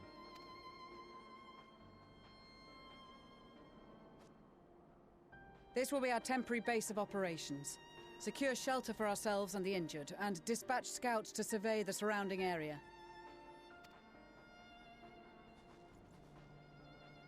If we're planning on staying here a while, we ought to give this place a proper name.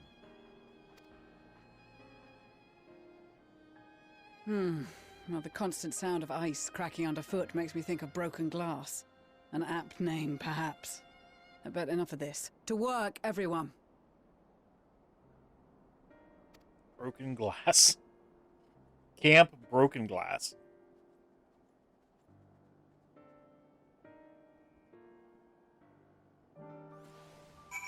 Camp Broken Glass. There you go.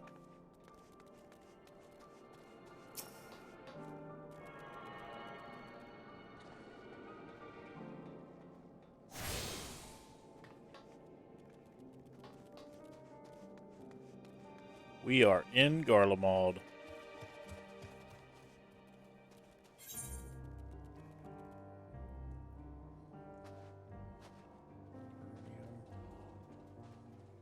Garlemald is pretty big. There's another crystal up there. Tertium. Okay.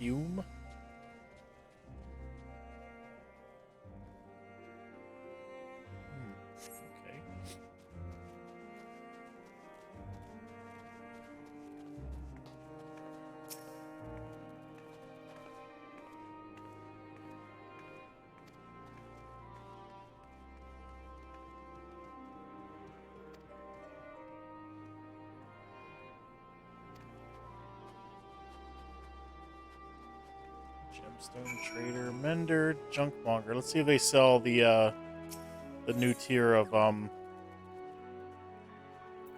gear. This is level 82 stuff. I'm not gonna buy any of it though. I just want to see if he sells the level 8 repair things. Yep, here we go. I'm gonna buy like a stack of those.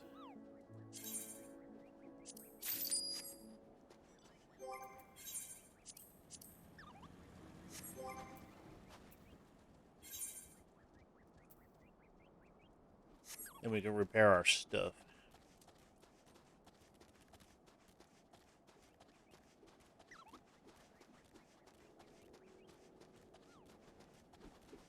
Stola.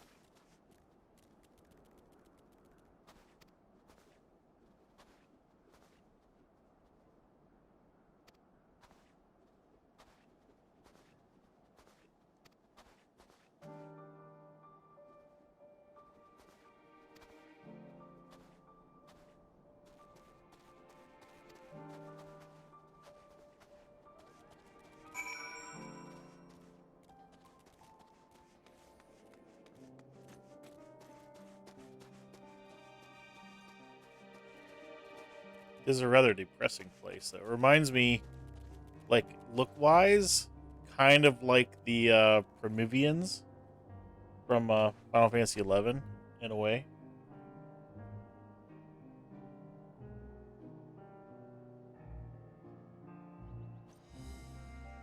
My buddy can't get online. I sent him a text. Let him know that Face couldn't get in either.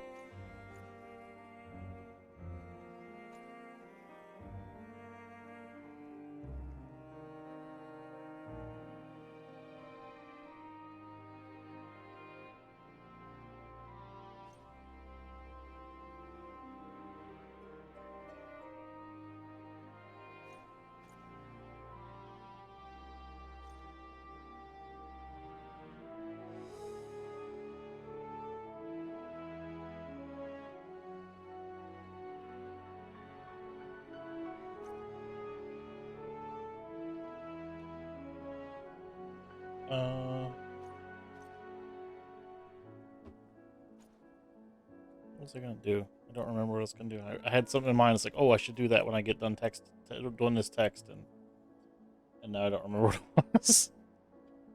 My brain is a little bit fried from like, well, what has it been? Like almost 11 hours? No, it's been 12 hours, other than my break for dinner.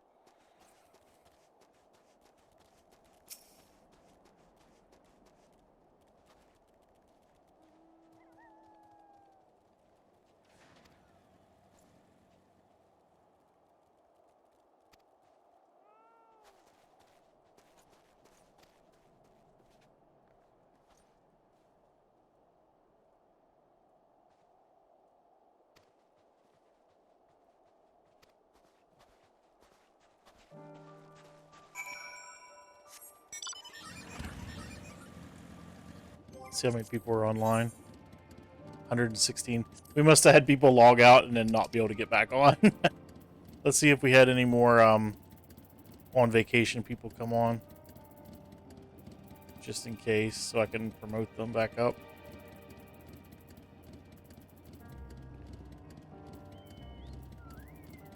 Nope.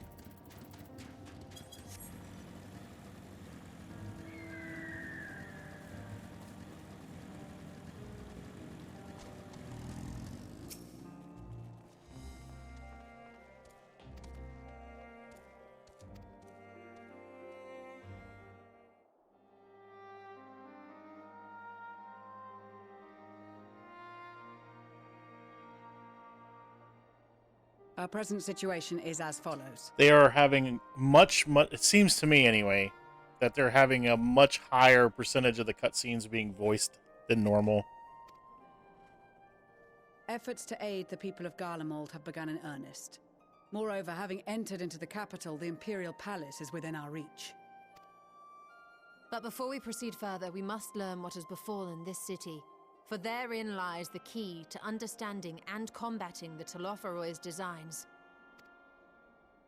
I have a suggestion, if I may. Several of the Imperial soldiers we captured on the Magna Glaciers are members of the Populares and acquaintances of mine.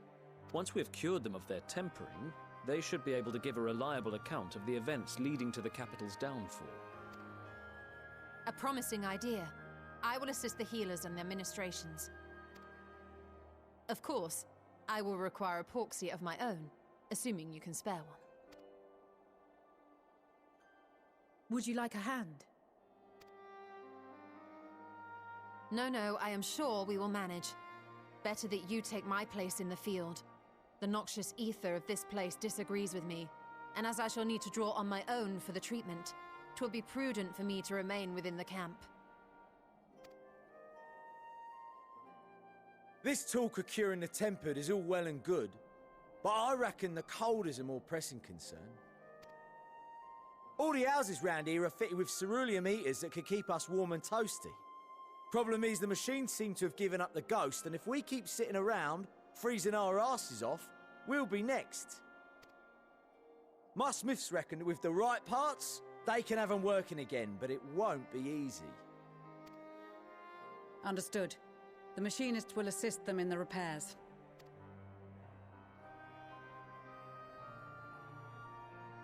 The rest of us should either stand watch or survey the area. We've made our presence known to the Telophoroi. They will be searching for us, if they have not already ascertained our position. That we have seen no sign of them since the battle suggests they have yet to do so. However, I suspect they may be biding their time. He's always standing off to the Perhaps side. we're beneath their notice. He's always like off to the side on his own, just kind of chilling. In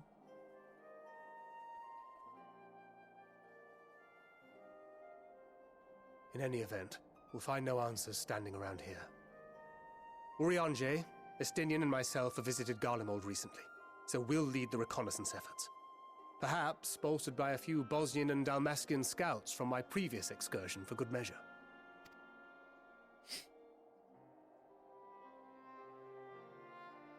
Don't forget about us Alamegans. We have experienced scouts of our own. Well now, this is turning out to be a rather sizable team. With such numbers, we should be able to cover a wide area with relative ease, including that surrounding the Imperial Palace. How about you, Graha? I have a feeling we'll find a use or two for that vanishing spell of yours. 'Twould be my honor to be of service, though I doubt that you of all people need rely on my tricks. That leaves us with guard duty. Yay, the warrior of freaking light. I gotta get guard duty. Why don't you just put me in the kitchen and have me peel potatoes or something? Between here and the center of the capital lies the Eblan Rhine. I would have you search the area for survivors. Your keen sense of direction, honed in your extensive travels, should prove useful in navigating the ice fields.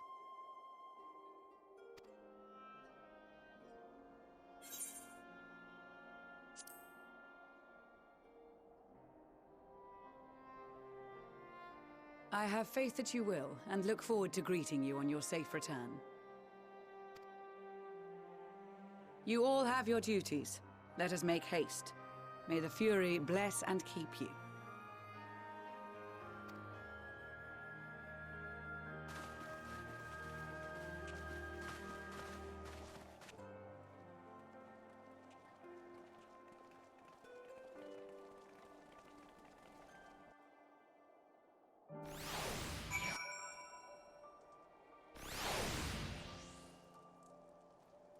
Oh, another new member. How close are we getting to full? 509.